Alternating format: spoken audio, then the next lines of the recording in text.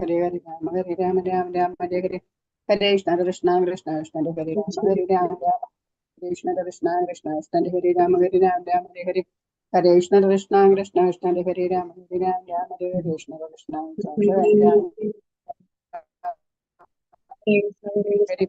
ഹരേ കൃഷ്ണ കൃഷ്ണ കൃഷ്ണ രാമ ഹരേ രാമ രാമ രാമ ഹരേ ഹരേ ഹരേ കൃഷ്ണ കൃഷ്ണ ഹരേ രാമ ഹരേ രാമ രാമ രാമ ഹരേ ഹരേ ഹരേ കൃഷ്ണ കൃഷ്ണ കൃഷ്ണ കൃഷ്ണ ഹരേ ഹരേ രാമ ഹരേ രാമ രാമ രാമ ഹരേ ഹരേ ഹരേ കൃഷ്ണ കൃഷ്ണ കൃഷ്ണ കൃഷ്ണ ഹരേ ഹരേ രാമ ഹരേ രാമ രാമ രാമ ഹരേ ഹരേ ഹരേ കൃഷ്ണ മാതാജി വല്ലതും പറയാനുണ്ടോ മാതാജി? ഹരേ കൃഷ്ണ, എല്ലാവർക്കും പ്രണാമം. മാതാജി കാണാൻ സാധിക്കുന്നില്ലേ? ജയ ശ്രീകൃഷ്ണ ചൈതന്യ പ്രഭു നിത്യാനന്ദ ശ്രീ അദ്വൈതഗതാധര ശ്രീവാസാദി ഭക്തവൃന്ദ ഹരേ കൃഷ്ണ പ്രണാമം മാതാജി. ഹരേ കൃഷ്ണ. ജ്ഞാനതിമിരാന്തസ്യ ജ്ഞാനാഞ്ജനശലാകയാ ചക്ഷുരുന്മീലിതം യേന തസ്മൈ ശ്രീഗുരവേ നമഃ. ശ്രീചൈതന്യ മനോഭീഷ്ടം സ്ഥാപിതം മേന ഭൂതലേ സ്വയം രൂപ കഥാ മഹ്യം ദദാന്തി സപദാന്തികം വന്ദേഹം ശ്രീഗുരോ ശ്രീയുത പദകമലം ശ്രീഗുരും വൈഷ്ണവാംശ്ച ശ്രീരൂപം സാഗ്രജാതം സഗണരിപുനാഥാനിതം തം സജീവം സാദ്വൈതം സാവധൂതം പരിജനസഹിതം ശ്രീകൃഷ്ണ ചൈതന്യദേവം ശ്രീരാധാ കൃഷ്ണപാദാൻ സഗണലളിതാ ശ്രീവിശാഖാനിതം ഹേ കൃഷ്ണ കരുണാ സിന്ധോ ദീനബന്ധോ ജഗത്പദേ ഗോപേശ ഗോപികാകാന്ത രാധാകാന്ത നമോസ്തുതേ തപ്തകാഞ്ചന ഗൗരാംഗീ രാധേ വൃന്ദാവനേശ്വരി വൃഷഭാനുസുതേ ദേവി പ്രണമാമി ഹരിപ്രിയേ വാഞ്ചാകൽപതരോഭ്യശ്ച കൃപാ സിന്ധുഭ്യേവ പതിതാനാം പാവനേഭ്യോ വൈഷ്ണവേഭ്യോ നമോ നമഃ. നമോ വിഷ്ണുപാദായ കൃഷ്ണപ്രേഷ്ഠായ ഭൂതലേ ശ്രീമതേ ഭക്തിവേദാന്ത സ്വാമി ഇതി നാമിനി. നമസ്തേ സാരസ്വതേ ദേവേ ഗൗരവാണി പ്രചാരിണേ നിർവിശേഷ ശൂന്യവാദി പാശ്ചാത്യദേശതാരിണേ. നമോ വിഷ്ണുപാദായ കൃഷ്ണപ്രേഷ്ഠായ ഭൂതലേ ശ്രീമതേ ജയപതാക സ്വാമി ഇതി നാമിനി. നമാചാര്യപാദായ വിദായ കൃപപ്രദായിനെ ഗൗരഗദാദാമദായ നഗരഗ്രാമതാരിണേ. ജയോ ശ്രീകൃഷ്ണ ചൈതന്യ പ്രഭോ നിത്യാനന്ദ ശ്രീ അദ്വൈത ഗദാധര ശ്രീവാസാദി ഗൗരഭക്തവൃന്ദ. ഹരേ കൃഷ്ണ കൃഷ്ണ കൃഷ്ണ ഹരേ ഹരേ ഹരേ രാമ രാമ രാമ ഹരേ ഹരേ. ഹരേ കൃഷ്ണ. ശ്രീ രാധാ ഗോവിന്ദ് ടെമ്പിളിന്റെ കീഴിലുള്ള ഭഗവത്ഗീത പഠനത്തിലേക്ക് എല്ലാവർക്കും സ്വാഗതം. നമ്മൾ ഇന്ന് അധ്യായം 3 കർമ്മയോഗമാണ് പഠിക്കാൻ പോകുന്നത് അല്ലെ. ഹരേ കൃഷ്ണ. വളരെ കുറവ് ആൾക്കാരാണ് ജോയിൻ ചെയ്തിട്ടുള്ളൂ. സമയമായിട്ടില്ലേ? ഹരേ കൃഷ്ണ. മാതാജി, ഞാൻ ലിങ്ക് ഇട്ടത് ലേറ്റായിട്ട്. രാവിലെ മുതലേ ഇങ്ങോട്ട് മഴയും കാറ്റും ആയതുകൊണ്ട് നെറ്റ് കിട്ടുന്നേ ഉണ്ടായിരുന്നില്ല മാതാജി. ശോഭന മാതാജിയോട് പറയാനും എനിക്ക് നെറ്റ് വരുന്നേ ഉണ്ടായിരുന്നില്ല. അതുകൊണ്ട് ഞാൻ ഇന്ന് ലേറ്റ് ആയിട്ടാണ് ഇട്ടത്. അതാണോന്നറിയില്ല. ശരി, ഓക്കെ, ശരി. അപ്പൊ എന്തായാലും എന്നാലും നമുക്ക് തുടങ്ങാം എല്ലാവരെ വെച്ച്. ഹരേ കൃഷ്ണ. അപ്പൊ കർമ്മയോഗമാണ് നമ്മളിന്ന് പഠിക്കാൻ പോകുന്നത്. അധ്യായം 3 കേട്ടോ. അപ്പൊ രണ്ടാമത്തെ അധ്യായത്തിൽ എന്താണ് നമ്മൾ പഠിച്ചത്? അപ്പൊ ഭഗവത്ഗീതയിലെ രഹസ്യമായിട്ടുള്ള ആദ്യത്തെ അറിവാണ് നമ്മൾ രണ്ടാമത്തെ അധ്യായത്തിൽ നമ്മൾക്ക് പറഞ്ഞു തന്നത്. എന്താണ്? നമ്മൾ ഈ ശരീരമല്ല, നമ്മളുടെ ആത്മാവാണ് നമ്മൾ. ആക്ച്വലി പുറത്ത് കാണുന്ന ഈ ശരീരം എന്ന് പറയുന്നത് ഒരു ഡ്രസ്സ് പോലെയാണ്, ഒരു ഉടുപ്പ് പോലെയാണ്. അത് ശാശ്വതമല്ല, അത് എപ്പോൾ വേണമെങ്കിലും നശിക്കാം. അതുപോലെ അതിന്റെ ആത്മാവ് ഒരു മരണം കഴിയുമ്പോൾ അടുത്ത ശരീരത്തിലേക്ക് പ്രവേശിക്കുന്നു എന്നുള്ളതാണ് നമ്മൾ പഠിച്ചത് അല്ലെ. അതല്ല, ശുദ്ധമായ ഭക്തിയുടെ സേവനങ്ങൾ ചെയ്യുകയാണെങ്കിൽ ഒരു മനുഷ്യ ജന്മത്തിലുള്ള ഒരാൾക്കാണെന്നുണ്ടെങ്കിൽ ഭഗവാന്റെ ധാമം പ്രാപിക്കാം. അതായത് ആ ആത്മാവിന്റെ സ്വരൂപം പ്രാപിക്കാനായിട്ട് സാധിക്കും എന്നുള്ളതാണ് പഠിച്ചത്. ഓക്കെ. അപ്പൊ ഇതിന്റെ ആദ്യത്തെ ഭാഗത്ത് അർജുനനോട് പറയുന്നുണ്ട്, എന്താണ്? യുദ്ധം ചെയ്യണം അർജുന എന്ന് പറയുന്നുണ്ട് അല്ലെ. ഭഗവാൻ എന്താ പറയുന്നത്? ഈ മറ്റുള്ളവരൊക്കെ, നിന്റെ ചുറ്റും കാണുന്ന ആൾക്കാർ, നിന്റെ മുമ്പിൽ ഈ യുദ്ധം ചെയ്യേണ്ട ആൾക്കാരൊക്കെ നിന്റെ ഗുരുജനങ്ങളായാലും എന്താണ് പിതൃതുല്യരായിട്ടുള്ള ആൾക്കാരാണെങ്കിലും ആചാര്യരാണെന്നുണ്ടെങ്കിലും എല്ലാവരും എന്താണ്, അവരുടെ ഉള്ളിലെ ആത്മാക്കളാണ്, അവരുടെ ശരീരമല്ല. അതുകൊണ്ട് അവരുടെ ശരീരം നശിപ്പിക്കുന്നത് കൊണ്ട് നീ സങ്കടപ്പെടേണ്ട ആവശ്യമില്ല എന്ന് പറഞ്ഞുകൊണ്ട് എന്ത് പറഞ്ഞു? യുദ്ധം ചെയ്യണം. അതുകൊണ്ട് ഒരു ക്ഷത്രിയന്റെ സ്വധർമ്മം നമ്മൾ ചെയ്യാതിരിക്കരുത്. അതുകൊണ്ട് യുദ്ധം ചെയ്യണം എന്നാണ് അർജുനനോട് പറഞ്ഞുകൊണ്ടിരുന്നിരുന്നത് അല്ലെ. അതിനുശേഷം രണ്ടാമത്തെ അധ്യായത്തിന്റെ അവസാന ഭാഗത്ത് എന്താണ് പറഞ്ഞത്? അവസാന ഭാഗം ഇതിനെ കുറിച്ചിട്ടാണ് പറഞ്ഞിരുന്നത്. ഒരു ശുദ്ധ ഭക്തൻ എങ്ങനെയുണ്ടാവും എന്നുള്ളത്. ഒരു ശുദ്ധ ഭക്തന്റെ നടപ്പ് എങ്ങനെയുണ്ടാവും? സ്ഥിതപ്രജ്ഞൻ അല്ലെ. അപ്പൊ ഒരു ശുദ്ധ ഭക്തന്റെ നടപ്പ് എങ്ങനെയുണ്ടാവും? ഇരിക്കുന്നത് എങ്ങനെയായിരിക്കും? അവരെങ്ങനെയാണ് പെരുമാറുക എന്നുള്ളതൊക്കെയാണ് അർജുനൻ ചോദിച്ചത്. അപ്പൊ അതിലെന്താണ് പറഞ്ഞത്? അവര് ഭഗവാന് വേണ്ടി മാത്രം സ്വയം സമർപ്പിച്ച ആൾക്കാരാണ്. അവർക്ക് സുഖദുഃഖങ്ങളിൽ വ്യത്യാസം തോന്നുന്നില്ല. അതുപോലെ തന്നെ കാലാവസ്ഥ മാറ്റങ്ങളിൽ അവർ പരിഭ്രമിക്കുന്നില്ല. അവർക്ക് ഉത്കണ്ഠയില്ല. എല്ലാം ഭഗവാന് സമർപ്പിച്ച ആൾക്കാരാണ്. അപ്പൊ അതുകൊണ്ട് അവർക്ക് ഭൗതിക ആഗ്രഹങ്ങൾ ഏതും തന്നെ ഇല്ല. അങ്ങനത്തെ ആൾക്കാരാണ് ആര്? സ്ഥിതപ്രജ്ഞൻ എന്ന് പറയുന്നത്. അപ്പൊ ഒരു സ്ഥിതപ്രജ്ഞന് ഏത് പ്രവൃത്തിയില്ല. അയാൾ സ്വന്തം ആത്മാരാമനാണ്. തനിയെ ഇരുന്നു കൊണ്ട് അവർ സംതൃപ്തരാണ്. കാരണം ഭഗവാനുമായിട്ട് മാത്രമാണ് അവർ ബന്ധപ്പെടുന്നുള്ളൂ. അവര് തന്റെ കുടുംബത്തെ കുറിച്ചോ ചുറ്റുമുള്ള ആൾക്കാരെ കുറിച്ചോ ഒന്നും ഉത്കണ്ഠപ്പെടുന്നില്ല, അല്ലെ, വറി ചെയ്യുന്നില്ല. അതിൽ ഓവറായിട്ട് അവർ അറ്റാച്ച്ഡ് അല്ല എന്നുള്ള രീതിയിലാണ് ഇവിടെ പറഞ്ഞത്. അതുകൊണ്ട് തന്നെ അവർക്ക് പ്രവൃത്തികൾ വളരെ കുറവാണ്. കാരണം അവർ സ്വയം സംതൃപ്തരാണ്, ഏതിനും അവർക്ക് ചോയ്സ് ഇല്ലാത്തത് കൊണ്ട് എന്നാണ് രണ്ടാമത്തെ അധ്യായത്തിന്റെ അവസാനത്തെ ഭാഗത്ത് അർജുനനോട് പറഞ്ഞത്, അല്ലെ. ഇത് നമ്മൾ കേട്ടതാണ്. അപ്പൊ ഇനി ഈ കർമ്മയോഗം എന്ന് പറഞ്ഞ എന്താണ്? പ്രവൃത്തി എന്നുള്ളതാണ് കർമ്മം എന്ന് പറയുന്നത്, അല്ലെ. യോഗം എന്ന് പറഞ്ഞ എന്താണ്?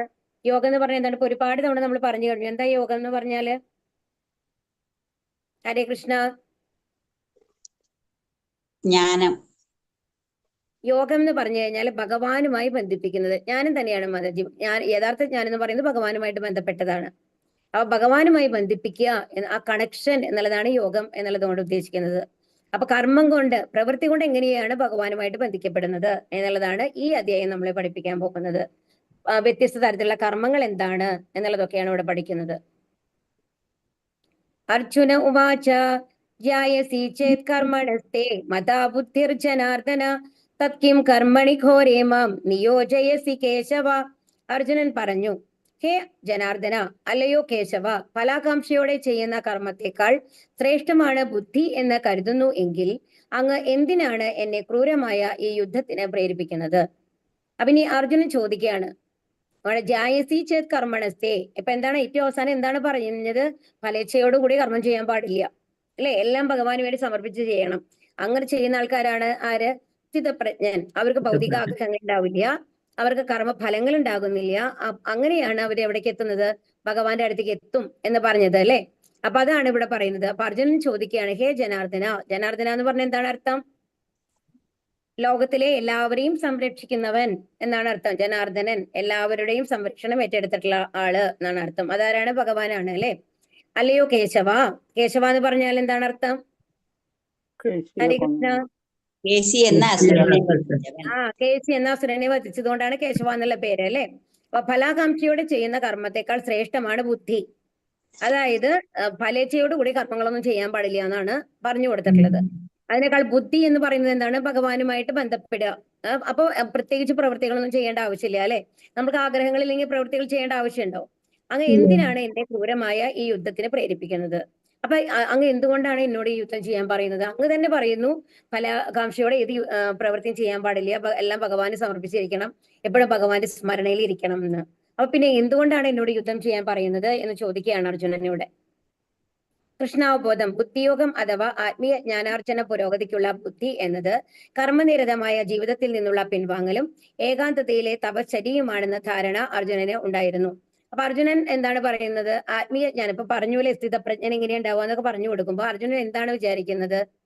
നമ്മള് ഒരു ശുദ്ധഭക്തൻ എന്ന് പറഞ്ഞു കഴിഞ്ഞാൽ ഒരു പ്രവൃത്തിയും ചെയ്യേണ്ട കാര്യമില്ല, എപ്പോഴും ഒരു സന്യാസിയെ പോലെ ഭഗവാനെ ധ്യാനിച്ചിരിക്കുന്ന ആളാണ് എന്നുള്ളതാണ് വിചാരിക്കുന്നത്. അതായത് അഷ്ടാംഗ യോഗ പോലെ ഒരു വിജനമായ സ്ഥലത്ത് പോയിട്ട് ഒരു സ്ഥലത്ത് ഇരുന്ന് ഭഗവാനെ ധ്യാനിച്ചുകൊണ്ടിരിക്കുക, ഭക്ഷണമൊക്കെ ഒന്നും കഴിക്കാണ്ട്.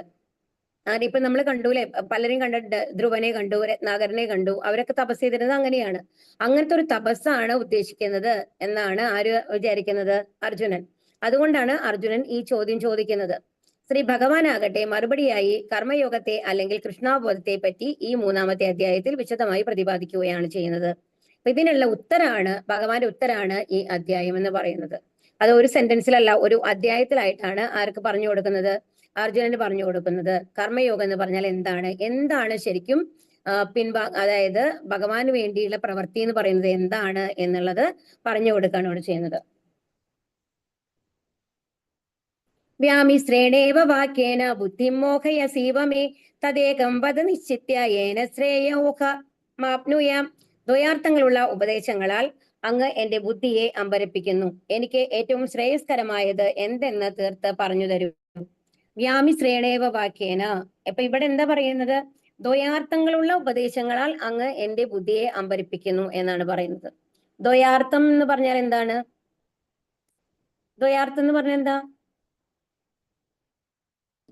ഒന്നിൽ ഹരികൃഷ്ണ. കൂടുതൽ അർത്ഥങ്ങൾ. ആ ഒന്നിൽ കൂടുതൽ രണ്ട്. അർത്ഥങ്ങൾ. ദ്വന്ദ്ം എന്ന് പറഞ്ഞ രണ്ട് എന്നാണ്. അപ്പൊ എന്തായാലും ഒരർത്ഥമല്ല അനകളം. അപ്പൊ പല തരത്തിൽ പറഞ്ഞിട്ട് എന്നെ അമ്പരിപ്പിക്കുകയാണ്.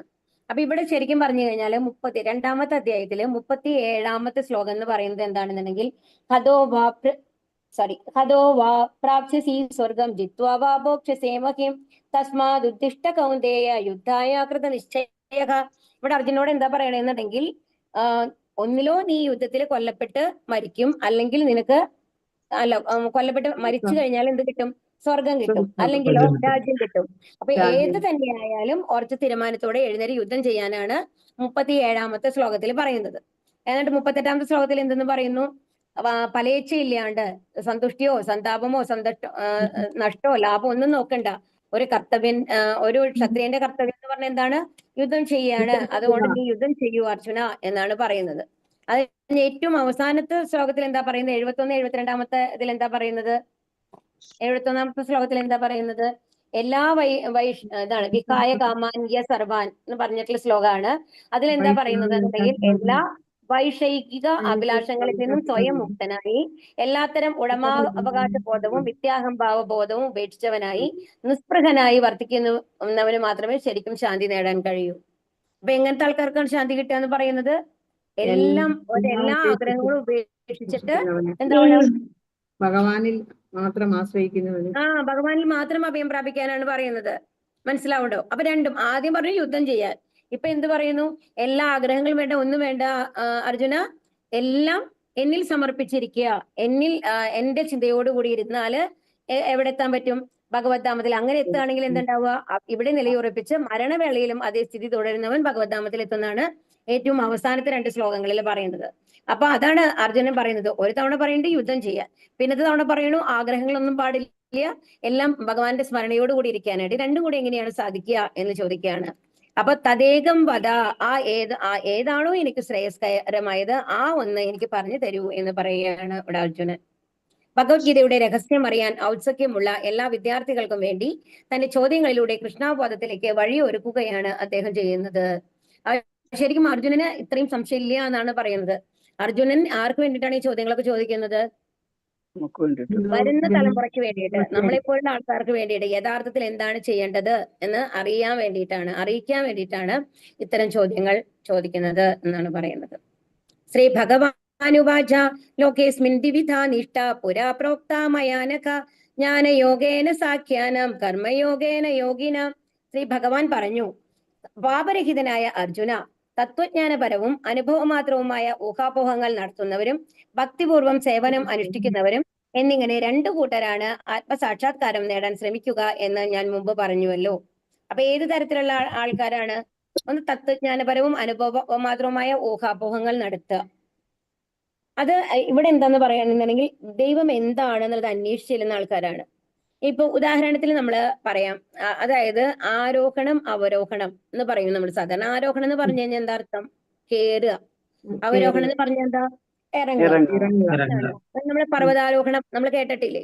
അപ്പൊ ഇതിൽ എങ്ങനെയാണ് ആദ്യത്തെ ഇതിൽ എന്താണെന്നുണ്ടെങ്കിൽ നമ്മൾ ആലോചിക്കുകയാണ്, നമ്മൾ ആരാണ്, നമ്മൾ എവിടെ നിന്ന് വന്നു. അപ്പൊ നമ്മളെ പാരന്റ്സിലാണ് ചെന്ന് നിൽക്കുക അല്ലെ? നമ്മുടെ പാരന്റ്സ് എവിടെ നിന്ന് വന്നു? അവരുടെ പാരന്റ്സിൽ. അവരുടെ പാരന്റ്സ് എവിടെ നിന്ന് വന്നു? അവരുടെ പാരന്റ്സിൽ നിന്ന്.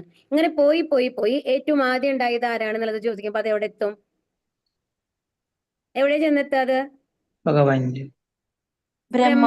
ബ്രഹ്മാവിൽ വന്നെത്തും അല്ലെ? ബ്രഹ്മാവാണ് സൃഷ്ടി നടത്തിയത്. അത് കഴിഞ്ഞിട്ട് പിന്നെ ഭഗവാനിലെത്തും അല്ലെ?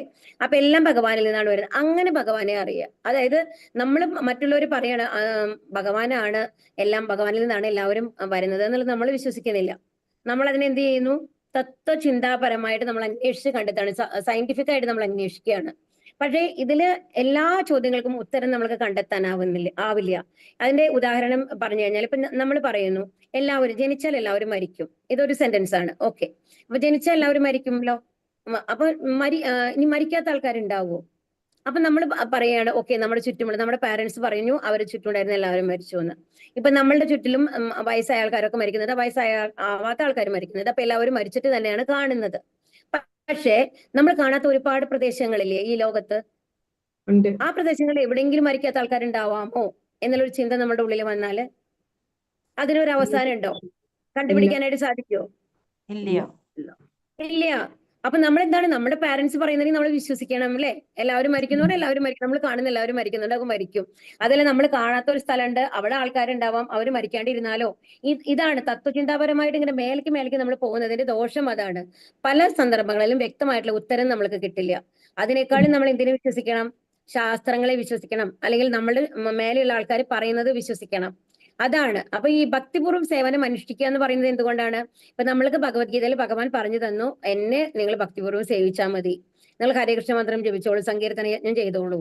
അത് കഴിഞ്ഞിട്ട് പത്രം പുഷ്പം ഫലം തോയം ഏതെങ്കിലും ഭക്തിയോട് കൂടിയിട്ട് എനിക്ക് സമർപ്പിക്കൂ, നിങ്ങൾ തീർച്ചയായിട്ടും എന്റെ ധാമത്തിലേക്ക് എത്തും എന്ന് പറയുകയാണ്. അത് വിശ്വസിച്ചുകൊണ്ട് നമ്മൾ എന്ത് ചെയ്യുന്നു? അത് ചെയ്യാൻ തുടങ്ങുകയാണ്. ഹരേകൃഷ്ണ മന്ത്രം ഞാൻ ജപിക്കാൻ തുടങ്ങുന്നു. അതുപോലെ തന്നെ ഭഗവാൻ എന്തെങ്കിലും ഒരു തുളസിയിൽ വെള്ളെങ്കിലും വെക്കുന്നു, ഞാൻ ഭഗവാനെ ഇതാവുന്നു. അത് ചെയ്തു തുടങ്ങി കുറച്ച് നാൾ എത്തിയ ആൾക്കാർക്ക് അതിന്റെ വ്യത്യാസവും അറിയും കേട്ടോ. ശരിക്കും പറഞ്ഞാൽ ഒരുപാട് മാറ്റങ്ങൾ ഉണ്ടാവും ലൈഫിൽ. നമ്മളുടെ സ്വഭാവത്തിൽ തന്നെ ഒരുപാട് മാറ്റങ്ങൾ വരും ഇത് ചെയ്യാൻ തുടങ്ങി കഴിഞ്ഞാല്. പക്ഷെ തുടങ്ങുമ്പോൾ നമ്മൾക്ക് അറിയില്ല, നമ്മൾ അതിനെ വിശ്വസിച്ച് നമ്മൾ തുടങ്ങുകയാണ് ചെയ്യുന്നത് അല്ലേ? അതാണ് ഭക്തിപൂർവ്വം സേവനം അനുഷ്ഠിക്കുക എന്ന് പറയുന്നത്. നമ്മൾ ആദ്യം തന്നെ ഭഗവാനെ അംഗീകരിക്കുകയാണ്, പരമദിവ്യത്വ പുരുഷനാണ്, ഭഗവാൻ പറയുന്നതെല്ലാം ശരിയാണ്. എന്നാൽ തത്വചിന്ത എന്ന് പറയുന്നത് ഭഗവാനെ വിശ്വസിക്കുന്നില്ല. നമ്മളുടെ അനുഭവം കൊണ്ട് മാത്രമാണ് നമ്മൾ പഠിക്കലൂ എന്നുള്ള ലെവലിൽ പോവാണ്. അപ്പൊ എന്താ ഉണ്ടാവുന്നത്? ഇപ്പൊ ഇത് അന്വേഷിച്ച് അവർ അവസാനം എത്തുന്നത് എവിടേക്ക് തന്നെയാണ്? ഭഗവാനിൽ നിന്ന് തന്നെയാണ് എല്ലാം വന്നത് എന്നുള്ളതാണ് അല്ലേ? പക്ഷെ അതിന് എത്ര സമയം അവർ വേസ്റ്റ് ചെയ്യുന്നു? എന്നാൽ ഈ ഭക്തിപൂർവ്വ സേവനം അനുഷ്ഠിക്കുന്ന ആൾക്കാരോ ആദ്യം തന്നെ ഭഗവാനാണെന്ന് പറഞ്ഞ് ചെയ്തു തുടങ്ങുമ്പോ ആരാണ് വേഗം ഭഗവാന്റെ അടുത്ത് എത്തുക? അതാണ് രണ്ടും നമ്മളെ വ്യത്യാസം. ഇതാണ് മനസ്സിലാക്കേണ്ടത്.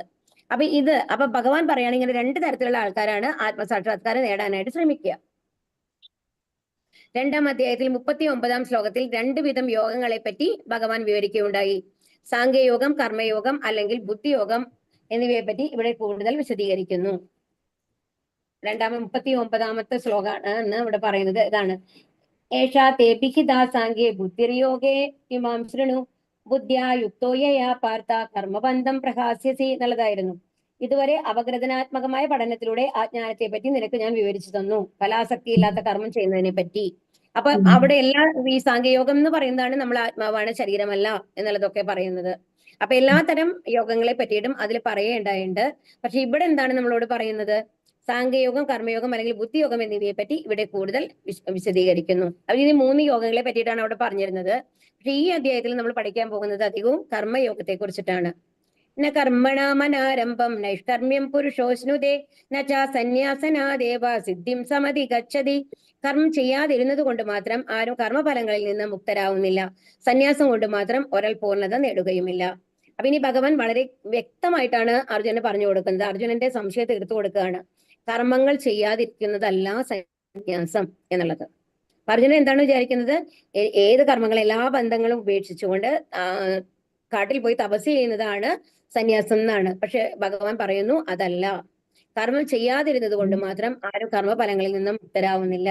അപ്പൊ നമ്മൾ കർമ്മം ചെയ്യുന്നില്ല എന്ന് വിചാരിച്ചോളൂ, ഞാൻ എന്നെ ഭഗവാനെ ഞാൻ ധ്യാനിച്ചുകൊണ്ടിരിക്കുകയെന്ന് പറഞ്ഞിട്ട് പോയി കഴിഞ്ഞിട്ട് നമ്മുടെ ഉള്ളിലത്തെ ആഗ്രഹങ്ങളൊന്നും തീർന്നിട്ടില്ല എന്നുണ്ടെങ്കിൽ ഒരിക്കലും കർമ്മഫലങ്ങളിൽ നമ്മൾ മുക്തരല്ല. നമ്മൾ മനസ്സുകൊണ്ടായാലും പ്രവൃത്തി ചെയ്തുകൊണ്ടാണ് ഇരിക്കുന്നത്. അപ്പൊ ഞാൻ കാട്ടിൽ പോയിരിക്കുകയാണ്, പക്ഷെ എന്റെ ചിന്ത മുഴുവൻ ഇവിടെയാണ്, എന്റെ വീട്ടിലാണ്. എന്റെ വീട്ടില് എന്റെ ഭാര്യ എന്ത് ചെയ്യുന്നുണ്ടാവോ, എന്റെ മക്കൾ എന്ത് ചെയ്യുന്നുണ്ടാവോ, അവിടെ എന്തൊക്കെ നടക്കുന്നുണ്ടാവും, ഇതേ ചിന്തയിലാണ് നമ്മൾ മുഴുകിയിരിക്കുന്നത് എന്നുണ്ടെങ്കിൽ അങ്ങനെ അവിടെ പോയിരുന്നിട്ട് വല്ല കാര്യമുണ്ടോ? ഹരേ കൃഷ്ണ. കാര്യമില്ല അല്ലെ? കാരണം എന്താ വെച്ചാൽ നമ്മുടെ ചിന്ത, ഇപ്പൊ നമ്മൾ ഒരു വേറെ സ്ഥലത്തേക്ക് നമ്മളിപ്പോ എവിടേക്കെങ്കിലും ഒന്ന് പോയി ഒരു 2 ദിവസത്തേക്ക് നമ്മൾ മാറി നിൽക്കണമെന്ന് പറഞ്ഞിട്ട് പോയി നിൽക്കും. എന്തെങ്കിലും ഒരു ഫംഗ്ഷൻ ഉണ്ടായി, അപ്പൊ നമ്മൾ മാത്രമാണ് പോകുന്നത്. നമ്മുടെ വീട്ടിലെ ആൾക്കാർ മുഴുവൻ വീട്ടിൽ വിട്ടിട്ട് പോകണം, മക്കളെയും ബാക്കിയുള്ളവരൊക്കെ വീട്ടിൽ വിട്ടിട്ട് പോവുകയാണെന്നുണ്ടെങ്കിൽ ആ 2 ദിവസം കഴിയുമ്പോഴേക്കും ഏതോ കാരണവശാല് നമ്മൾക്ക് ഒരു 3-4 ദിവസം അവിടെ നിൽക്കേണ്ടി വന്നാൽ നമ്മുടെ ഉള്ളിലെ ചിന്ത മുഴുവൻ എവിടെയായിരിക്കും?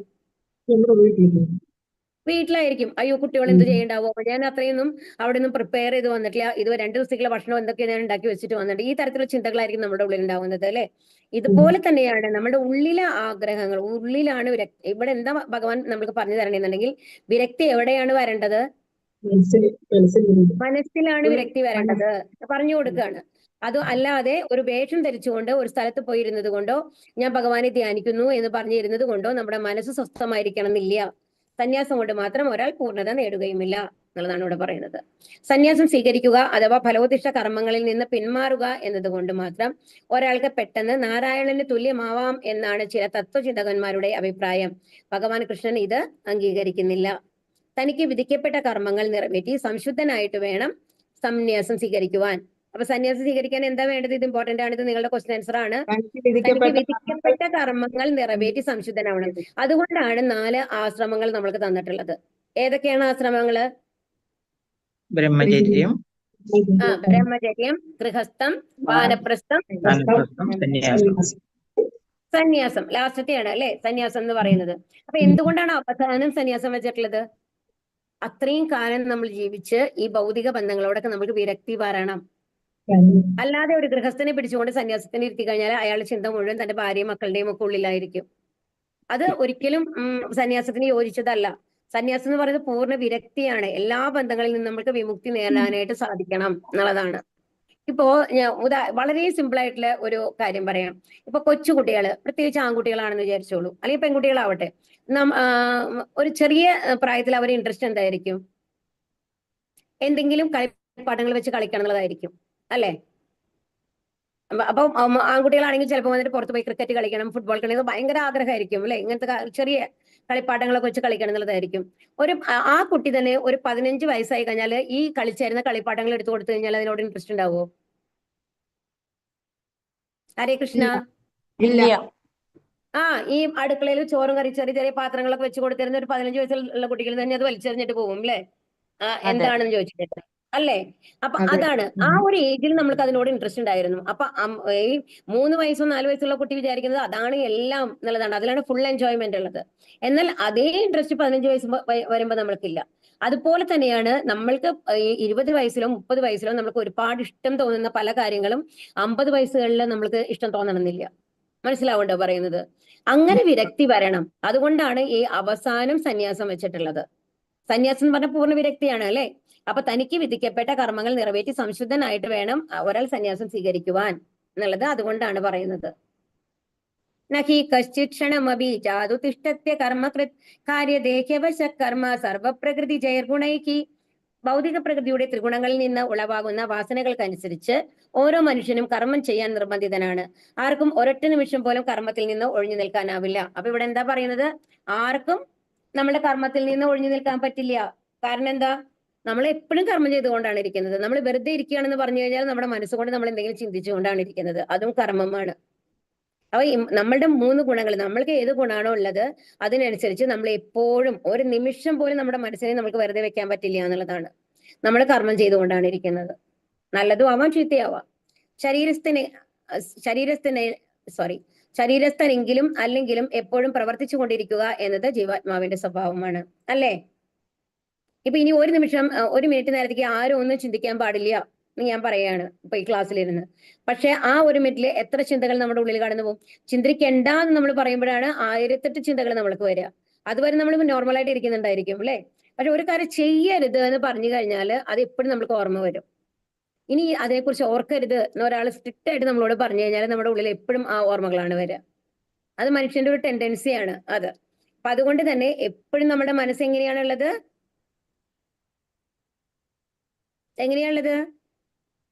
എന്തെങ്കിലും ചിന്തിച്ചുകൊണ്ടേയിരിക്കും. ചിന്തിച്ചുകൊണ്ടേയിരിക്കും, പ്രവർത്തിച്ചുകൊണ്ടാണ് ഇരിക്കുന്നത് അല്ലെ? അതുകൊണ്ട് കൃഷ്ണാവബോധപരമായ സത്കർമ്മങ്ങളിൽ ഏർപ്പെടാത്ത പക്ഷം ആത്മാവ് മായാശക്തിയാൽ പ്രേരിതനായി പ്രവർത്തനങ്ങളിൽ മുഴുകിയേക്കും. അപ്പൊ എന്ത് ചെയ്യണം? ഇപ്പൊ എന്തായാലും നമ്മളൊരു പ്രവൃത്തി ചെയ്തുകൊണ്ടിരിക്കണം. അപ്പൊ നമ്മൾക്ക് തോന്നുകയാണ് ഞാൻ ഈ ചെയ്യുന്നത് ശരിയല്ല, നാളെ തൊട്ട് ചെയ്യാൻ പാടില്ല എന്ന് ഞാൻ തീരുമാനിച്ചു കഴിഞ്ഞാലും അത് മാറ്റണമെന്നുണ്ടെങ്കിൽ എന്ത് വേണം? വേറെ എന്തെങ്കിലും നല്ല പ്രവൃത്തി കൊണ്ട് ആ സമയം നമ്മൾ ഉപയോഗിക്കണം. അല്ലാണ്ട് വെറുതെ ഇരുന്ന് കഴിഞ്ഞിട്ട് ഇപ്പൊ ഇപ്പൊ നാളെ 2:30 ഞാൻ ഇത് ചെയ്യുന്നുണ്ട്, അത് ഞാൻ ഒരിക്കലും ചെയ്യുന്നില്ല. ഒരു സീരിയൽ തന്നെയാണെന്ന് വെച്ചോളൂ, അത് ഒട്ടും നന്നല്ല. അപ്പൊ എനിക്ക് മനസ്സിലാവുന്നുണ്ട് ഇതിലൊന്നും ഞാൻ മുഴുകാൻ പാടില്ല, എനിക്ക് കുറച്ചും കൂടി ഭഗവാനെ കുറിച്ച് ചിന്തിക്കേണ്ട ഒരു സമയമാണ് എന്ന് എനിക്ക് മനസ്സിലായി. അപ്പൊ ഞാനത് കാണുന്നില്ല എന്ന് ഞാൻ തീരുമാനിക്കുകയാണ്. പക്ഷെ ആ 2:30 to 3 മണി വരെ വേറെ ഒരു പണി നിങ്ങൾ ചെയ്യുന്നില്ല എന്നുണ്ടെങ്കിൽ അതിന്റെ ഉള്ളിൽ തന്നെ ആയിരിക്കും. അപ്പൊ നിങ്ങൾ അതിന് TV ഓൺ ചെയ്തിട്ടില്ലെങ്കിൽ കൂടി അതിന്റെ സ്റ്റോറിയിലായിരിക്കും നമ്മുടെ മനസ്സ് മുഴുവൻ ഉണ്ടാവുക, തലേദിവസം എന്ത് നടന്നു എന്നുള്ളത്.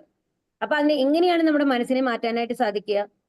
അതിന് പകരം ആ 2:30 to 3 എന്ന് പറയുന്ന ആ അരമണിക്കൂറിൽ നിങ്ങൾ വേറെ എന്തെങ്കിലും ഒക്യുപ്പേഷൻ അതിനെ കണ്ടുവെക്കണം.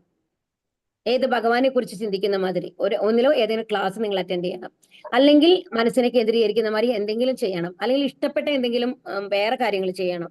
അങ്ങനെ മാത്രമാണ് മനസ്സിനെ നമ്മൾക്ക് മാറ്റാനായിട്ട് സാധിക്കുള്ളൂ. മനസ്സിനെ ഒരിക്കലും നമ്മൾക്ക് നിർത്തിവെക്കാനായിട്ട് സാധിക്കില്ല എന്നുള്ളതാണ്. കർമ്മേന്ദ്രിയാണി സംയമ്യായ ആസ്തേ മനസാ സ്മരൻ ഇന്ദ്രിയാർത്ഥാൻ വിമൂഢാത്മാ മിഥ്യാചാരാസ ഉച്യതേ. കർമ്മേന്ദ്രിയങ്ങളെ നിയന്ത്രിച്ചാലും വിഷയങ്ങൾ മനസ്സിനെ വ്യാപരിപ്പിച്ചുകൊണ്ടിരിക്കുന്നവൻ സ്വയം ഭ്രമിപ്പിക്കുകയാണ്, കപടനാട്യക്കാരൻ എന്നാണ് അയാളെ പറയേണ്ടത്. അപ്പൊ ഇവിടെ എന്താ പറയുന്നത്? കർമ്മേന്ദ്രിയങ്ങളെ നിയന്ത്രിക്കണം. ഇപ്പൊ നമ്മള് കർമ്മേന്ദ്രിയങ്ങളെയൊക്കെ നിയന്ത്രിക്കുക. കർമ്മേന്ദ്രിയങ്ങൾ ഏതൊക്കെയാണ്? പറയൂ ഹരേ കൃഷ്ണ. ഏതൊക്കെ നമ്മുടെ കർമ്മേന്ദ്രിയങ്ങൾ? അത് ജ്ഞാനേന്ദ്രിയങ്ങളാണ്. കൈ, കാൽ. കയ്യ്, കാല്, ജനനേന്ദ്രിയം, ഭൂതം, അങ്ങനത്തെ ഇതാണ് 5 വരുന്നത് കേട്ടോ. പിന്നെ ശബ്ദം, ഇതാണ് കർമ്മേന്ദ്രിയങ്ങൾ വരെ. ശബ്ദം രണ്ടിലും വരും, ജ്ഞാനേന്ദ്രിയങ്ങളിലും കർമ്മേന്ദ്രിയങ്ങളും വരുന്ന ഒന്നാണ് ശബ്ദം എന്ന് പറയുന്നത്. അപ്പൊ കർമ്മേന്ദ്രിയങ്ങളെ നിയന്ത്രിച്ചാലും വിഷയങ്ങളിൽ മനസ്സ്, അതായത് നമ്മളിപ്പോ കൈകൊണ്ട് കാലോണ്ട് ഒന്നും ചെയ്യാണ്ട് വെറുതെ ഇരിക്കുകയാണ്, അതാണ് നമ്മൾ ഇത്ര നേരം പറഞ്ഞത്. പക്ഷെ മനസ്സ് എപ്പോഴും പ്രവർത്തിച്ചുകൊണ്ടിരിക്കും അല്ലെ? അപ്പൊ കപടനാട്യക്കാരൻ എന്നാണ് അയാളെ പറഞ്ഞത്. അപ്പൊ മനസ്സിന്റെ ചിന്ത മാറിയിട്ടില്ലെങ്കിൽ, മനസ്സിൽ വിരക്തി വന്നിട്ടില്ലെങ്കിൽ, ഇപ്പൊ വിശ്വാമിത്രൻ മഹർഷിയായിരുന്നു, പക്ഷെ എന്താണ്ടായത്? മേനകയെ കണ്ടപ്പോ ഭ്രമിച്ചു. അതിന്റെ അർത്ഥം എന്താണ്? മനസ്സിന്റെ ആഗ്രഹങ്ങൾ മാറിയിട്ടില്ല എന്നുള്ളതാണ്. ഒരു സുന്ദരിയായ സ്ത്രീയെ കാണുമ്പോൾ ആ സ്ത്രീയെ പ്രാപിക്കണം എന്നുള്ള ഒരു ആഗ്രഹം വരികയാണ് അല്ലെ? ലൈംഗിക ഒരു ആഗ്രഹം ആരുടെ ഉള്ളിലുണ്ടായി? വിശ്വാമിത്രന്റെ ഉള്ളിലുണ്ടായി. അതിന്റെ അർത്ഥം എന്താണെങ്കിൽ, പുറത്ത് നമ്മൾ എത്ര ചിട്ടയിലിരുന്ന് യോഗം ഇത് ചെയ്തു കഴിഞ്ഞാലും, തപസ് ചെയ്ത് കഴിഞ്ഞു കഴിഞ്ഞാലും മനസ്സിലെ ആഗ്രഹങ്ങൾ നമുക്ക് നിയന്ത്രിക്കാൻ സാധിക്കുന്നില്ല എങ്കിൽ നമ്മൾ പൂർണ്ണ ഫലം എത്തിയിട്ടില്ല എന്നാണ്. അതിനെയാണ് കപടനാട്യക്കാരൻ എന്നാണ് അയാളെ പറയേണ്ടത് എന്ന് പറയാണ് അവിടെ. യോഗി എന്ന് നടിക്കുകയും വാസ്തവത്തിൽ വിഷയസുഖങ്ങളെ അന്വേഷിക്കുകയും ചെയ്യുന്നത് കടുത്ത വഞ്ചനയാണ്. അപ്പൊ അങ്ങനത്തെ ആൾക്കാര് യോഗി ആവേണ്ട ആവശ്യമില്ല. അവരെന്ത് ചെയ്യാം? ഗൃഹസ്ഥനാവാം. ഭഗവാൻ ഒരിക്കലും ഒരാളോടും സന്യാസിയായിട്ടിരിക്കണം എന്ന് പറയുന്നില്ല. ആഗ്രഹങ്ങൾ ഉണ്ടെങ്കിൽ എന്ത് ചെയ്യണം? ഒരു ഗൃഹസ്ഥനായിരിക്കുക, ഒരു കല്യാണം കഴിച്ച് ഒരു ഫാമിലി ആയിട്ട് ഇരുന്ന് അതിന്റെ എല്ലാ അവസാനം, അതിന് സാച്ചുറേഷൻ ആണ്. ഏറ്റവും അവസാനമാണ് എന്തിന് ചെയ്യലേ പറഞ്ഞത്? വാനപ്രസ്ഥം പോകാൻ പറയുന്നത് അല്ലെ? യസ്തിന്ദ്രിയാണി മനസാ നിയമ്യാരഭതേ അർജുന കർമ്മേന്ദ്രിയൈ കർമ്മയോഗം അസക്തം സാ വിശിഷ്യതേ. മറ്റൊരു തരത്തിൽ പറഞ്ഞാൽ, ആത്മാർത്ഥതയുള്ള ഒരാൾ പ്രവർത്തനനിരതമായ ഇന്ദ്രിയങ്ങളെ മനസ്സിനാൽ നിയന്ത്രിക്കാൻ ശ്രമിച്ചുകൊണ്ട് ആസക്തി കൂടാതെ കൃഷ്ണാവബോധപരമായ കർമ്മങ്ങളിൽ ഏർപ്പെടുകയാണെങ്കിൽ അയാളാണ് അത്യുത്തമൻ. അപ്പൊ ഇവിടെ സന്യാസം യഥാർത്ഥത്തിൽ ഉദ്ദേശിക്കുന്നത് എന്താണെന്ന് പറയുന്നത്, ഇവിടെ നമ്മുടെ ഇന്ദ്രിയങ്ങളെ മനസ്സിനാൽ നിയന്ത്രിക്കാൻ ശ്രമിച്ചുകൊണ്ട് പ്രവൃത്തി ചെയ്യുക, ചെയ്യാതിരിക്കുകയല്ല ചെയ്യേണ്ടത്. പ്രവൃത്തികൾ ചെയ്യണം, പക്ഷെ എന്ത് വേണം? ആഗ്രഹങ്ങളില്ലാണ്ട്, അതായത് അമിതമായ ആഗ്രഹങ്ങളിലാണ് ഇന്ദ്രിയങ്ങളെയൊക്കെ നിയന്ത്രിച്ചുകൊണ്ട് ആസക്തി കൂടാതെ ഭഗവാൻ എല്ലാം സമർപ്പിച്ചിട്ട് കർമ്മങ്ങൾ ചെയ്യുകയാണെങ്കിൽ അയാളാണ് അത്യുത്തമൻ എന്നാണ് ഇവിടെ പറയുന്നത്. പൊള്ളയായ ആത്മീയവാദം കൊണ്ട് നിഷ്കളങ്കരായ പൊതുജനങ്ങളെ കബളിപ്പിക്കുന്നതിനേക്കാൾ ഭേദപ്പെട്ടവൻ ധ്യാനാദികളെ ഒരു ജീവനോപായം മാത്രമായി കരുതുന്ന കപടവേഷധാരിയായ ഒരാളെക്കാൾ എത്രയോ നല്ലവനാണ് മനസാക്ഷിയോടെ തെരുവ് തൂക്കുന്ന ഒരു തൂപ്പുകാരൻ. കണ്ടോ? ഇവിടെ നോക്കൂ. അതായത് നമ്മള് എന്താണ്, ഞാൻ സന്യാസിയാണ്, ഇന്ന എനിക്ക് എല്ലാ കാര്യങ്ങളും അറിയാം, എനിക്ക് ഭഗവാനെ കുറിച്ച് ഫുൾ അറിയാമെന്ന് പറഞ്ഞു വന്നിരുന്നിട്ട് ആൾക്കാരെ പറ്റിച്ച് പൈസ ഉണ്ടാക്കുക. ആ പൂജ ചെയ്യൂ, ഈ പൂജ ചെയ്യൂ, ഇത് ശരിയാവുന്നു. പൂജ ചെയ്താൽ ശരിയായിട്ടില്ലെങ്കിൽ അവർ വേറെ എന്തെങ്കിലും കാര്യം പറയും, നിങ്ങൾ ചെയ്തത് ശരിയായില്ല പറയും പൂജ. അങ്ങനെ ഒരുപാട് പേര് നമ്മളെ പറ്റിക്കാറുണ്ട് അല്ലെ? നമ്മൾക്കാണെങ്കിലോ ഒരു കാര്യം വല്ലാണ്ട് ആഗ്രഹിച്ചു കഴിഞ്ഞിട്ട് അത് നടക്കാതെ ആവുമ്പോ ഏത് തരത്തിലായാലും അത് നടക്കണം എന്നുള്ള ഒരു ആഗ്രഹം വല്ലാണ്ട് വരും. അപ്പൊ ആരെന്ത് പറഞ്ഞു കഴിഞ്ഞാലും വിശ്വസിച്ച് ചെയ്യുന്ന ഒരു അവസ്ഥയിൽ നമ്മൾ എത്തിയിട്ടുണ്ടാവും. നമ്മുടെ ബുദ്ധി മരവിച്ചു കഴിഞ്ഞിട്ടുണ്ടാവും. അപ്പൊ ഇങ്ങനത്തെ ആൾക്കാര്, അങ്ങനത്തെ നിഷ്കളങ്കരായിട്ടുള്ള ആൾക്കാരെയാണ് ഇങ്ങനെ പറ്റിച്ചുകൊണ്ടിരിക്കുന്നത് എന്നുള്ളതാണ് പറയുന്നത്. അപ്പൊ അതിനേക്കാൾ എത്രയോ നല്ലതാണ് എന്തെന്ന്? ഒരു തൂപ്പുകാരൻ. തൂപ്പുകാരൻ എന്ന് പറയുന്നത് നമ്മൾക്ക് ചിലപ്പോൾ അത്ര വിലയും തോന്നില്ല അല്ലെ? അതും എസ്പെഷ്യലി റോഡൊക്കെ അടിക്കുന്ന ആൾക്കാരാണെങ്കിൽ ഒരുപാട് വൃത്തികെട്ട കാര്യങ്ങൾ ഉണ്ടാവും, അത് അവരാണ് അടിച്ചു വാരി ക്ലീൻ ചെയ്ത് കൊണ്ടുപോകുന്നത്. അതുപോലെ ഇപ്പൊ നമ്മുടെ ഇവിടെയൊക്കെ നോക്കി കഴിഞ്ഞാൽ വേസ്റ്റ് ഒക്കെ പുറത്തിടുന്നുണ്ടാവും, അതെല്ലാം അവര് നീറ്റാക്കി എടുത്തു കളയുന്നുണ്ട് അല്ലെ? നമ്മൾക്ക് തോന്നുന്നുണ്ടായിരിക്കാം അവർ ജോലി കാണുമ്പോൾ അവർ എത്രയോ താഴ്ന്ന ലെവലിലാണ്, പക്ഷെ അങ്ങനെയല്ല. ഭഗവാന്റെ മുമ്പിൽ അവർ എത്രയോ ഉയർന്ന ആൾക്കാരാണ്. കാരണം അവർ ആരെയും പറ്റിക്കുന്നില്ല. അയാൾ നല്ല ദൈവഭക്തിയുള്ള ഒരാളായിരിക്കാം, അയാള് ഭഗവാനെ വിചാരിച്ചുകൊണ്ട് ആ പ്രവൃത്തി ചെയ്യുന്നുണ്ടായിരിക്കാം. അപ്പൊ അങ്ങനെ തെരുവ് തൂക്കുന്ന ഒരു തൂപ്പുകാരൻ ഒരു സന്യാസി വേഷം ധരിച്ച് മറ്റുള്ളവരെ പറ്റിക്കുന്നവനേക്കാൾ എത്രയോ മേലെയാണ് എന്നുള്ളതാണ് ഇവിടെ പറയുന്നത്. നിയതം കുരു കർമ്മത്വം കർമ്മജ്യായോഹ്യ കർമ്മണക ശരീരയാത്രാഭിജതേന പ്രസിദ്ധേത കർമ്മണക. നിനക്ക് വിധിക്കപ്പെട്ടിട്ടുള്ള കർമ്മം ചെയ്യുക. നൈഷ്കർമ്മത്തെക്കാൾ ശ്രേഷ്ഠമാണ് കർമ്മം. കർമ്മം ചെയ്യാതെ സ്വന്തം ശരീരം നിലനിർത്താൻ പോലും ആർക്കും സാധ്യമല്ല. അപ്പൊ നമ്മൾ എന്ത് ചെയ്യണം? വിധിക്കപ്പെട്ട കർമ്മം ചെയ്യണം. അതാണ് സ്വധർമ്മം എന്ന് നമ്മൾ പറയുന്നത്, അല്ലെ? അപ്പൊ 2 തരത്തിലുള്ള കർമ്മങ്ങൾ നമ്മൾ ഇന്നലെ പറഞ്ഞു. ഏതൊക്കെയാണ് 2 തരത്തിലുള്ള കർമ്മങ്ങള്? ഹരേ കൃഷ്ണ. 2 തരത്തിലുള്ള കർമ്മങ്ങൾ ഏതൊക്കെയാണ് പറഞ്ഞത് ഇന്നലെ? നിയത കർമ്മം, പിന്നെ എന്താണ് സ്വധർമ്മം എന്ന് പറഞ്ഞിട്ട് നമ്മൾ ചെയ്യുന്ന കർമ്മം, അല്ലെ? അപ്പം അതില് സ്വധർമ്മം എന്ന് പറഞ്ഞ ചെയ്യുന്ന ആ കർമ്മം എന്താണ്? കാമ്യകർമ്മങ്ങളാണ്. അതായത് നമ്മൾ ഫലേച്ഛയോടെ നമ്മുടെ ശരീരത്തിനെ നിലനിർത്താൻ വേണ്ടിയിട്ട് നമ്മൾ ചെയ്യുന്ന കർമ്മങ്ങളാണ് ആദ്യത്തെ കർമ്മങ്ങൾ എന്ന് പറയുന്നത്. പിന്നെ 2ാമത്തെ കർമ്മങ്ങൾ എന്ന് പറയുന്നതാണ് ആത്മീയമായിട്ട് നമ്മൾ ചെയ്യുന്നത്. ഭഗവാനിൽ എത്താൻ വേണ്ടിയിട്ട് നാമം ചെല്ലുന്നതാവട്ടെ, ഭഗവാനെ ചിന്തിച്ച് ചെയ്യുന്ന കാര്യങ്ങളാവട്ടെ, അതെല്ലാം എന്താണ്? ആത്മീയ തലത്തിലേക്ക് നമ്മളെ മുക്തി ലഭിക്കാൻ വേണ്ടിയിട്ട് നമ്മൾ ചെയ്യുന്ന കർമ്മങ്ങളാണ്. അതാണ് 2 തരത്തിലുള്ള കർമ്മങ്ങൾ പറയുന്നത്. അപ്പൊ ഇതേ തന്നെ കാമ്യകർമ്മങ്ങൾ എന്നുള്ള ലെവലിലുള്ള ഈ കർമ്മങ്ങളെ 3 ആക്കിയിട്ട് നമ്മൾക്ക് തിരിക്കാം. അത് ഏതൊക്കെയാണ് ആ കർമ്മങ്ങള്? അകർമ്മം, വികർമ്മം, സകർമ്മം. സകർമ്മമാണ് ആദ്യത്തെ. സകർമ്മമാണ് നമ്മൾ ഫലേച്ഛയോട് ചെയ്യുന്ന കർമ്മങ്ങളെ എല്ലാം എന്ത് പറയുന്നു? സകർമ്മം എന്ന് പറയും. പിന്നെ ഫലേച്ഛ ഇല്ലാണ്ട് നമ്മൾ ചെയ്യുകയാണെന്നുണ്ടെങ്കിൽ അതിനെയാണ് എന്തെന്ന് പറയുന്നത്? നിഷ്കാമ കർമ്മം എന്നാണ് പറയുക അതിന്. നമ്മൾക്ക് ഏത് ഫലത്തിനും ഇച്ഛയില്ല എന്നുള്ളതാണ് അത് നിഷ്കാമ കർമ്മം എന്ന് പറയുന്നത്. വികർമ്മം എന്ന് പറയുന്നത് ശാസ്ത്രവിരുദ്ധമായിട്ട് ചെയ്യുന്ന കർമ്മങ്ങളാണ്. ചെയ്യാൻ പാടില്ലാത്ത കർമ്മങ്ങൾ നമ്മൾ ചെയ്യുന്നതാണ് വികർമ്മം എന്ന് പറയുന്നത്. അപ്പൊ ഇവിടെ എന്താ പറയുന്നത്? നിനക്ക് വിധിക്കപ്പെട്ടിട്ടുള്ള കർമ്മം ചെയ്യുക. എന്താണോ, അത് ക്ഷത്രിയനാണോ ആ കർമ്മം ചെയ്യൂ, അല്ലെ? ഇപ്പൊ തൂപ്പുകാരനാണെന്ന് പറഞ്ഞപ്പോ തൂപ്പുകാരന്റെ കർമ്മം ചെയ്യുക. നൈഷ്കർമ്മത്തെക്കാൾ ശ്രേഷ്ഠമാണ് കർമ്മം. അപ്പൊ നൈഷ്കർമ്മ്യം എന്ന് പറയുന്നത് എന്താണ്? കർമ്മം ചെയ്യാതിരിക്കുക. അതാണ് പറഞ്ഞത്. ഒരു സന്യാസ വേഷം ഇട്ടിട്ട് വെറുതെ ഇരുന്ന് കഴിഞ്ഞിട്ട് ആൾക്കാരെ പറ്റിക്കുക എന്നൊക്കെ പറയില്ലേ? അത് അവരെന്താണ് കാണിക്കുന്നത്? ഞാൻ എല്ലാം ഭഗവാന് വേണ്ടി ത്യജിച്ച ആൾക്കാരാണ്, എനിക്ക് ഒരു പ്രവൃത്തിയും ചെയ്യേണ്ട ആവശ്യമില്ല എന്നുള്ള ലെവലിലാണ് അവർ ഇരിക്കുന്നത്. പക്ഷേ അവരുടെ മനസ്സിലുള്ള ആഗ്രഹങ്ങൾ തീർന്നിട്ടില്ല. അതുകൊണ്ട് തന്നെ എങ്ങനെയെങ്കിലും മറ്റുള്ളവരിൽ നിന്ന് പൈസ ഉണ്ടാക്കണം എന്നുള്ളതാണ് അവരുടെ ആറ്റിറ്റ്യൂഡ് ഉണ്ടാവുന്നത്. അതാണ് അത്തരം നൈഷ്കർമ്മ്യത്തെക്കാൾ എന്താണ് നല്ലത്? കർമ്മമാണ് നല്ലത് എന്ന് പറയാണ്. കർമ്മം ചെയ്യാതെ, ഇപ്പൊ നമ്മൾക്ക് കർമ്മം ചെയ്യാണ്ട് നമ്മുടെ ശരീരത്തിന് നിലനിർത്താനായിട്ട് സാധിക്കുമോ? ഹരേ കൃഷ്ണ. ഭക്ഷണം കഴിക്കണമെന്നുണ്ടെങ്കിൽ എന്ത് വേണം? കർമ്മം ചെയ്യണം. കർമ്മം ചെയ്യണം. നമ്മൾ എന്തെങ്കിലും പൈസ ഉണ്ടാക്കണം, നമ്മൾ ജോലിക്ക് പോകണം, അല്ലെങ്കിൽ പൈസ ഉണ്ടാക്കണം. അല്ലാന്നുണ്ടെങ്കിൽ ഇപ്പൊ ഒരു വീട്ടമ്മയാണെങ്കിൽ അത് പാകം ചെയ്ത് മറ്റുള്ളവർ വീട്ടുകാരുടെ കാര്യങ്ങൾ മുഴുവൻ ചെയ്യണം, അല്ലേ? അപ്പൊ എന്തെങ്കിലും കർമ്മം ചെയ്യാണ്ട് നമ്മൾക്ക് നമ്മുടെ ശരീരത്തിനെ നിലനിർത്താനായിട്ട് സാധിക്കില്ല. അതാണ് പറയുന്നത്. അതുകൊണ്ട് സ്വധർമ്മം എല്ലാവരും ചെയ്യണം, അല്ലാതെ കർമ്മം ചെയ്യാതിരിക്കരുത് എന്നാണ് കർമ്മയോഗത്തില് ഭഗവാൻ നമ്മളെ പഠിപ്പിക്കുന്നത്. ജീവനും ശരീരവും നിലനിർത്താൻ ഏതൊരാളും കർമ്മം ചെയ്യുക തന്നെ വേണം. ഭൗതിക പ്രവണതകളെ ശുദ്ധീകരിക്കാതെ തന്നിഷ്ടപ്രകാരം ഉപേക്ഷിക്കാൻ പാടുള്ളതല്ല കർമ്മം. അതായത് ഭൗതിക എന്നാ നമ്മൾക്കറിയാം, ചൈതന്യ മഹാപ്രഭു ഒരു 24 വയസ്സിലാണ് സന്യാസം സ്വീകരിച്ചത്. പക്ഷെ അവര് ഭഗവാൻ സ്വയമാണ്. അത്രയും എന്താണ് ശുദ്ധമാണ് അവരുടെ മനസ്സ്. നമ്മുടെ മനസ്സ് അത്രയും ശുദ്ധമാണെന്നുണ്ടെങ്കിൽ നമ്മൾക്ക് പോവാം. പിന്നെ ഒരു ആഗ്രഹവും നമ്മൾക്ക് വരാൻ പാടില്ല. പിന്നെ ഭാര്യയെ കാണുമ്പോൾ ഭാര്യയുടെ അടുത്ത് പോകണം തോന്നരുത്. മനസ്സിലാവണം. അത്രയും വിരക്തി നമ്മുടെ ഉള്ളിൽ നിന്ന് വരണം. അതാണ് പറയുന്നത്. അപ്പൊ ഭൗതിക പ്രവണതകളെ ശുദ്ധീകരിക്കുക, നമ്മുടെ ഉള്ളിലെ ആഗ്രഹങ്ങൾക്ക് വിരക്തി വരാണ്ട് ഒരിക്കലും സന്യാസം ചെയ്യാൻ പാടുള്ളതല്ല, നമ്മൾ കർമ്മമാണ് ചെയ്യേണ്ടത് എന്ന് പറയാണ് ഇവിടെ. യജ്ഞാർത്ഥാത് കർമ്മണോന്യത്ര ലോകോയം കർമ്മ ബന്ധനക തദർത്ഥം കർമ്മ കൗന്ദേയ മുക്തസംഗ സമാചര. കർമ്മം വിഷ്ണുവിനായുള്ള യജ്ഞം എന്ന നിലയിൽ അനുഷ്ഠിക്കേണ്ടതാണ്. അപ്പൊ കർമ്മം എങ്ങനെയാണ് ചെയ്യേണ്ടത്? വിഷ്ണുവിനായിട്ടുള്ള യജ്ഞം എന്ന നിലയിലാണ് കർമ്മം അനുഷ്ഠിക്കേണ്ടത്. ഇതൊരു ചോദ്യത്തിന്റെ ഉത്തരമാണ് കേട്ടോ. അല്ലെങ്കിൽ അത് മനുഷ്യനെ ഭൗതിക ലോകത്തോട് കൂടുതൽ ബന്ധിക്കുകയേ ഉള്ളൂ. കുന്തിപുത്ര, നിന്റെ നിർദ്ദിഷ്ട കർമ്മങ്ങളെ ഭഗവാന്റെ സംതൃപ്തിക്കായി നിർവഹിക്കൂ. അങ്ങനെ ചെയ്താൽ നിനക്ക് എന്നെന്നും ബന്ധമുക്തനായിരിക്കാം. അപ്പൊ എന്താണ്? ഭഗവാന് വേണ്ടി നമ്മൾ സമർപ്പിച്ച് ചെയ്യുമ്പോൾ എന്താണ് അതിന്റെ ഗുണം? നമ്മൾക്ക് പാപങ്ങൾ ഉണ്ടാവുന്നില്ല, പുണ്യങ്ങൾ ഉണ്ടാവുന്നില്ല, അല്ലെ? അത്തരം കർമ്മങ്ങളെയാണ് എന്തെന്ന് പറയുന്നത്? അകർമ്മം. ഭഗവാന് വേണ്ടി സമർപ്പിച്ച് ചെയ്യുന്ന കർമ്മങ്ങളെ, അതായത് നമ്മൾ പുണ്യമോ പാപമോ ലഭിക്കാത്ത കർമ്മങ്ങളെയാണ് എന്തെന്ന് പറയുന്നത്? അകർമ്മം എന്ന് പറയുന്നത്. വികർമ്മം എന്ന് പറഞ്ഞാൽ എന്താണ്? ശാസ്ത്ര വിരുദ്ധമായിട്ട് നമ്മൾ ചെയ്യുന്ന, മറ്റുള്ളവരെ ദ്രോഹിക്കുന്ന രീതിയിൽ നമ്മൾ ചെയ്യുന്ന കർമ്മങ്ങളാണ് വികർമ്മം എന്ന് പറയുന്നത്. ഇനി സകർമ്മം എന്ന് പറഞ്ഞാൽ എന്താണ്? ഫലേച്ഛയോട് കൂടി ചെയ്യുന്ന കർമ്മങ്ങളാണ് സകർമ്മങ്ങൾ. അപ്പൊ സകർമ്മത്തും അകർമ്മവും തമ്മിലുള്ള വ്യത്യാസം എന്താണ്? അകർമ്മത്തിൽ നമ്മൾക്ക് പ്രതികരണങ്ങളില്ല, അതായത് പാപങ്ങളും ഇല്ല പുണ്യങ്ങളും ഇല്ല.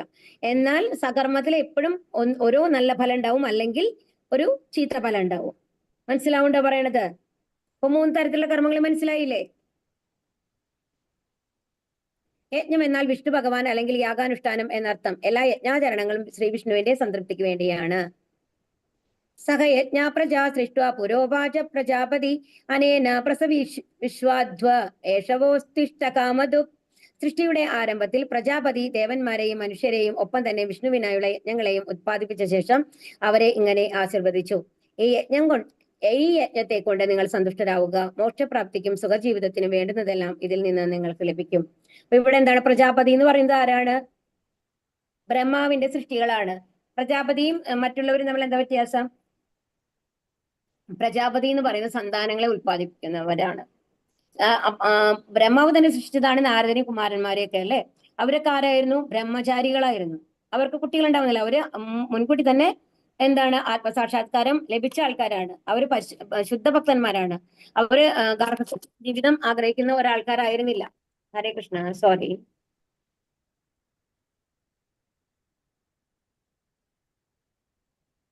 ഇതല്ലേ നമ്മൾ പറഞ്ഞിരുന്നത്? 10ാമത്തെ അല്ലേ? അപ്പം അങ്ങനെയാണ് പ്രജാപതി. അവരപ്പം സന്താനങ്ങൾ, അതായത് മനുക്കളൊക്കെ ഉണ്ടല്ലോ, സ്വയംഭുവ മനു, വൈവസ്വത മനു, ഈ മനുക്കളൊക്കെ പ്രജാപതികളാണ്. അവരിൽ നിന്നാണ് മനുഷ്യ സൃഷ്ടി ഉണ്ടായിട്ടുള്ളത്. ഓക്കെ, അപ്പൊ അതാണ് പറഞ്ഞത്. അപ്പൊ അവരെ എങ്ങനെയാണ് ആശീർവദിച്ചത്? ഈ യജ്ഞത്തെ കൊണ്ട് നിങ്ങൾ സന്തുഷ്ടരാവുക. അപ്പൊ വിഷ്ണുവിനായിട്ട് യജ്ഞങ്ങൾ ഉണ്ടാക്കിയതിനു ശേഷം പറഞ്ഞു ഈ യജ്ഞങ്ങളൊക്കെ ചെയ്യുക. ആദ്യത്തെ സത്യയുഗത്തിൽ എന്തായിരുന്നു? ധ്യാനമായിരുന്നു. അത് കഴിഞ്ഞിട്ട് ത്രേതായുഗത്തിൽ എന്തായിരുന്നു? ഹോമങ്ങൾ ചെയ്യുക, അല്ലെ? യജ്ഞങ്ങൾ ചെയ്യുക എന്നുള്ളതായിരുന്നു. അഗ്നിഹോത്ര യജ്ഞങ്ങൾ ചെയ്യുക എന്നുള്ളതായിരുന്നു. ആൻഡ് ദ്വാപരയുഗത്തിൽ എന്തായിരുന്നു? ഹരേ കൃഷ്ണ. ഹരേ കൃഷ്ണ.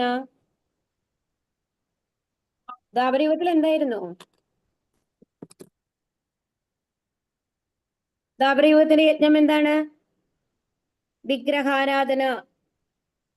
ഭഗവാനെ നമ്മൾ അമ്പലത്തിലൊക്കെ പോയിട്ട് പൂജിക്കുന്നില്ലേ? അതാണ്.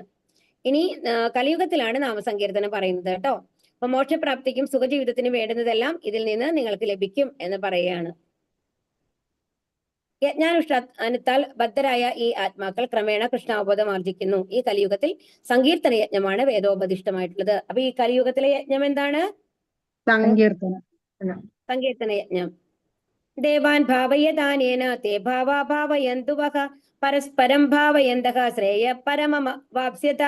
ദേവന്മാർ യജ്ഞം കൊണ്ട് സന്തുഷ്ടരായാൽ നിങ്ങളെ അവർ സന്തുഷ്ടരാക്കും. അങ്ങനെ പരസ്പര പ്രീണനം കൊണ്ട് രണ്ടു കൂട്ടർക്കും പരമശ്രേയസ് അനുഭവിക്കാം. ഇവിടെ ദേവന്മാരെന്ന് പറയുന്നതാണ് നമ്മൾ ആരാധിക്കുന്ന ദേവന്മാര്. അതായത് മഹാദേവൻ, ഗണപതി, അങ്ങനെയൊക്കെ നമ്മൾ ആരാധിക്കുന്നുണ്ടല്ലോ. ദുർഗ, ഇതൊക്കെ ആരാധിക്കുന്നില്ലേ? അപ്പൊ ശരിക്കും പറഞ്ഞാല് നമ്മളുടെ ഈ ഭൗതിക ലോകത്തിന്റെ ചുമതല ഭഗവാൻ ആരെയാണ് ഏൽപ്പിച്ചിട്ടുള്ളത്? ഈ ദേവതമാരെയാണ് ഏൽപ്പിച്ചിട്ടുള്ളത്. അപ്പൊ സൃഷ്ടി എന്ന് പറയുന്നത് ശരിക്കും ബ്രഹ്മാവിൽ നിന്നാണ് വരുന്നത് എന്നുണ്ടെങ്കിൽ ഭൗതിക ലോകത്തിൻ്റെതായിട്ട് നമ്മൾ ഒരു അമ്മ അച്ഛൻ എന്ന ലെവലിൽ കാണുന്നത് ആരെയാണ്? പാർവതി ദേവിയും മഹാദേവനെയാണ്, അല്ലെ? ഭൗതിക ലോകത്തിൻ്റെതായിട്ട് കാണുക നമ്മള്, അവരെയാണ് കാണുക. അതുപോലെ വിഘ്നങ്ങൾ വരാതിരിക്കുമ്പോൾ എപ്പോഴും ഗണപതിയാണ് നമ്മൾ പ്രാർത്ഥിക്കാറ്, അല്ലെ? അപ്പൊ എന്താണ്? പിന്നെ അഗ്നിദേവനാണ് നമ്മൾക്ക് എന്ത് തരുന്നത്? അഗ്നി തരുന്നത്. വായുദേവൻ വായു തരുന്നു, അല്ലെ? വരുണദേവനാണ് മഴ തരുന്നത്, വെള്ളം തരുന്നത്, അല്ലെ? അങ്ങനെ ഓരോരുത്തർക്കും ഓരോ ഡ്യൂട്ടി ഉണ്ട്. അപ്പൊ ഇവർക്ക് നമ്മൾക്ക് ഒരു സാധനം, ഇപ്പൊ നമ്മളൊരു ജോലിക്ക് പോകുമ്പോ നമ്മൾക്ക് ശമ്പളം ലഭിച്ചില്ല എന്നുണ്ടെങ്കിൽ നമ്മൾ ജോലിക്ക് പോവോ? ഇല്ല. എന്തായാലും ശമ്പളം കിട്ടണം, അല്ലെ? അപ്പൊ നമ്മൾ എന്ത് പ്രവൃത്തി ചെയ്യുമ്പോഴും ഒരു പ്രതിഫലം ഇച്ഛിക്കുന്നുണ്ട്. കറക്റ്റ് അല്ലേ പറയുന്നത്? അപ്പൊ അതുപോലെ തന്നെയല്ലേ? അപ്പൊ നമ്മൾക്ക് എല്ലാം ഇത് ഫ്രീ ആയിട്ട് നമ്മൾക്ക് കിട്ടുമ്പോ ആ ദേവന്മാർക്ക് വേണ്ടിയിട്ട് നമ്മൾ എന്തെങ്കിലും ചെയ്യണം. അപ്പൊ അതിനാണ് യജ്ഞങ്ങൾ എന്ന് പറയുന്നത്. മനസ്സിലാവുണ്ടോ? പക്ഷേ അത് ആർക്ക് വേണ്ടിയിട്ടാണ് നമ്മൾ ചെയ്യുന്നത്? വിഷ്ണുവിന്. അതെങ്ങനെയാണെന്നുണ്ടെങ്കിൽ ഒരു മരത്തിന്റെ എല്ലാ ഭാഗങ്ങളും നമ്മൾക്ക് വേണം, അല്ലെ? ഇല വേണം. ഇലയില്ല എന്നുണ്ടെങ്കിൽ മരത്തിന് ഭക്ഷണം ഉണ്ടാക്കാൻ പറ്റുമോ?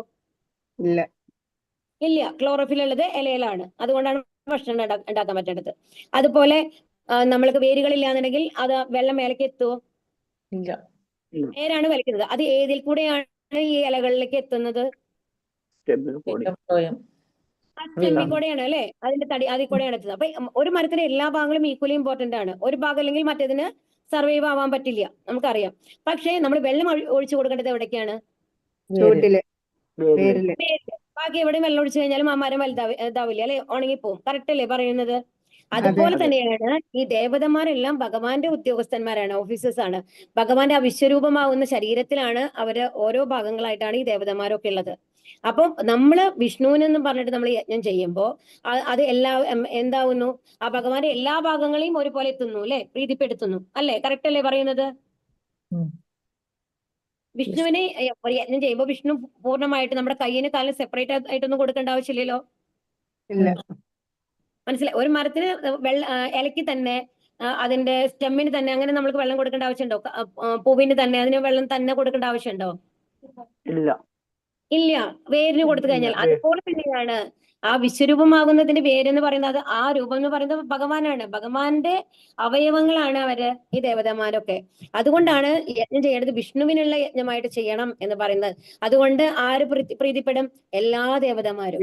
മനസ്സിലാവുണ്ടോ? ഇപ്പൊ നമ്മൾ ഗണപതിക്ക് നമ്മൾ പ്രീതിപ്പെടുത്താൻ നോക്കി കഴിഞ്ഞാൽ ഗണപതി മാത്രമാണ് പ്രീതിപ്പെടുന്നത്. അവിടെ ബ്രഹ്മദേവനോ വരുണദേവനോ അഗ്നിദേവനോ പ്രീതിപ്പെടുന്നില്ല. മനസ്സിലാവുണ്ടോ പറയുന്നത്?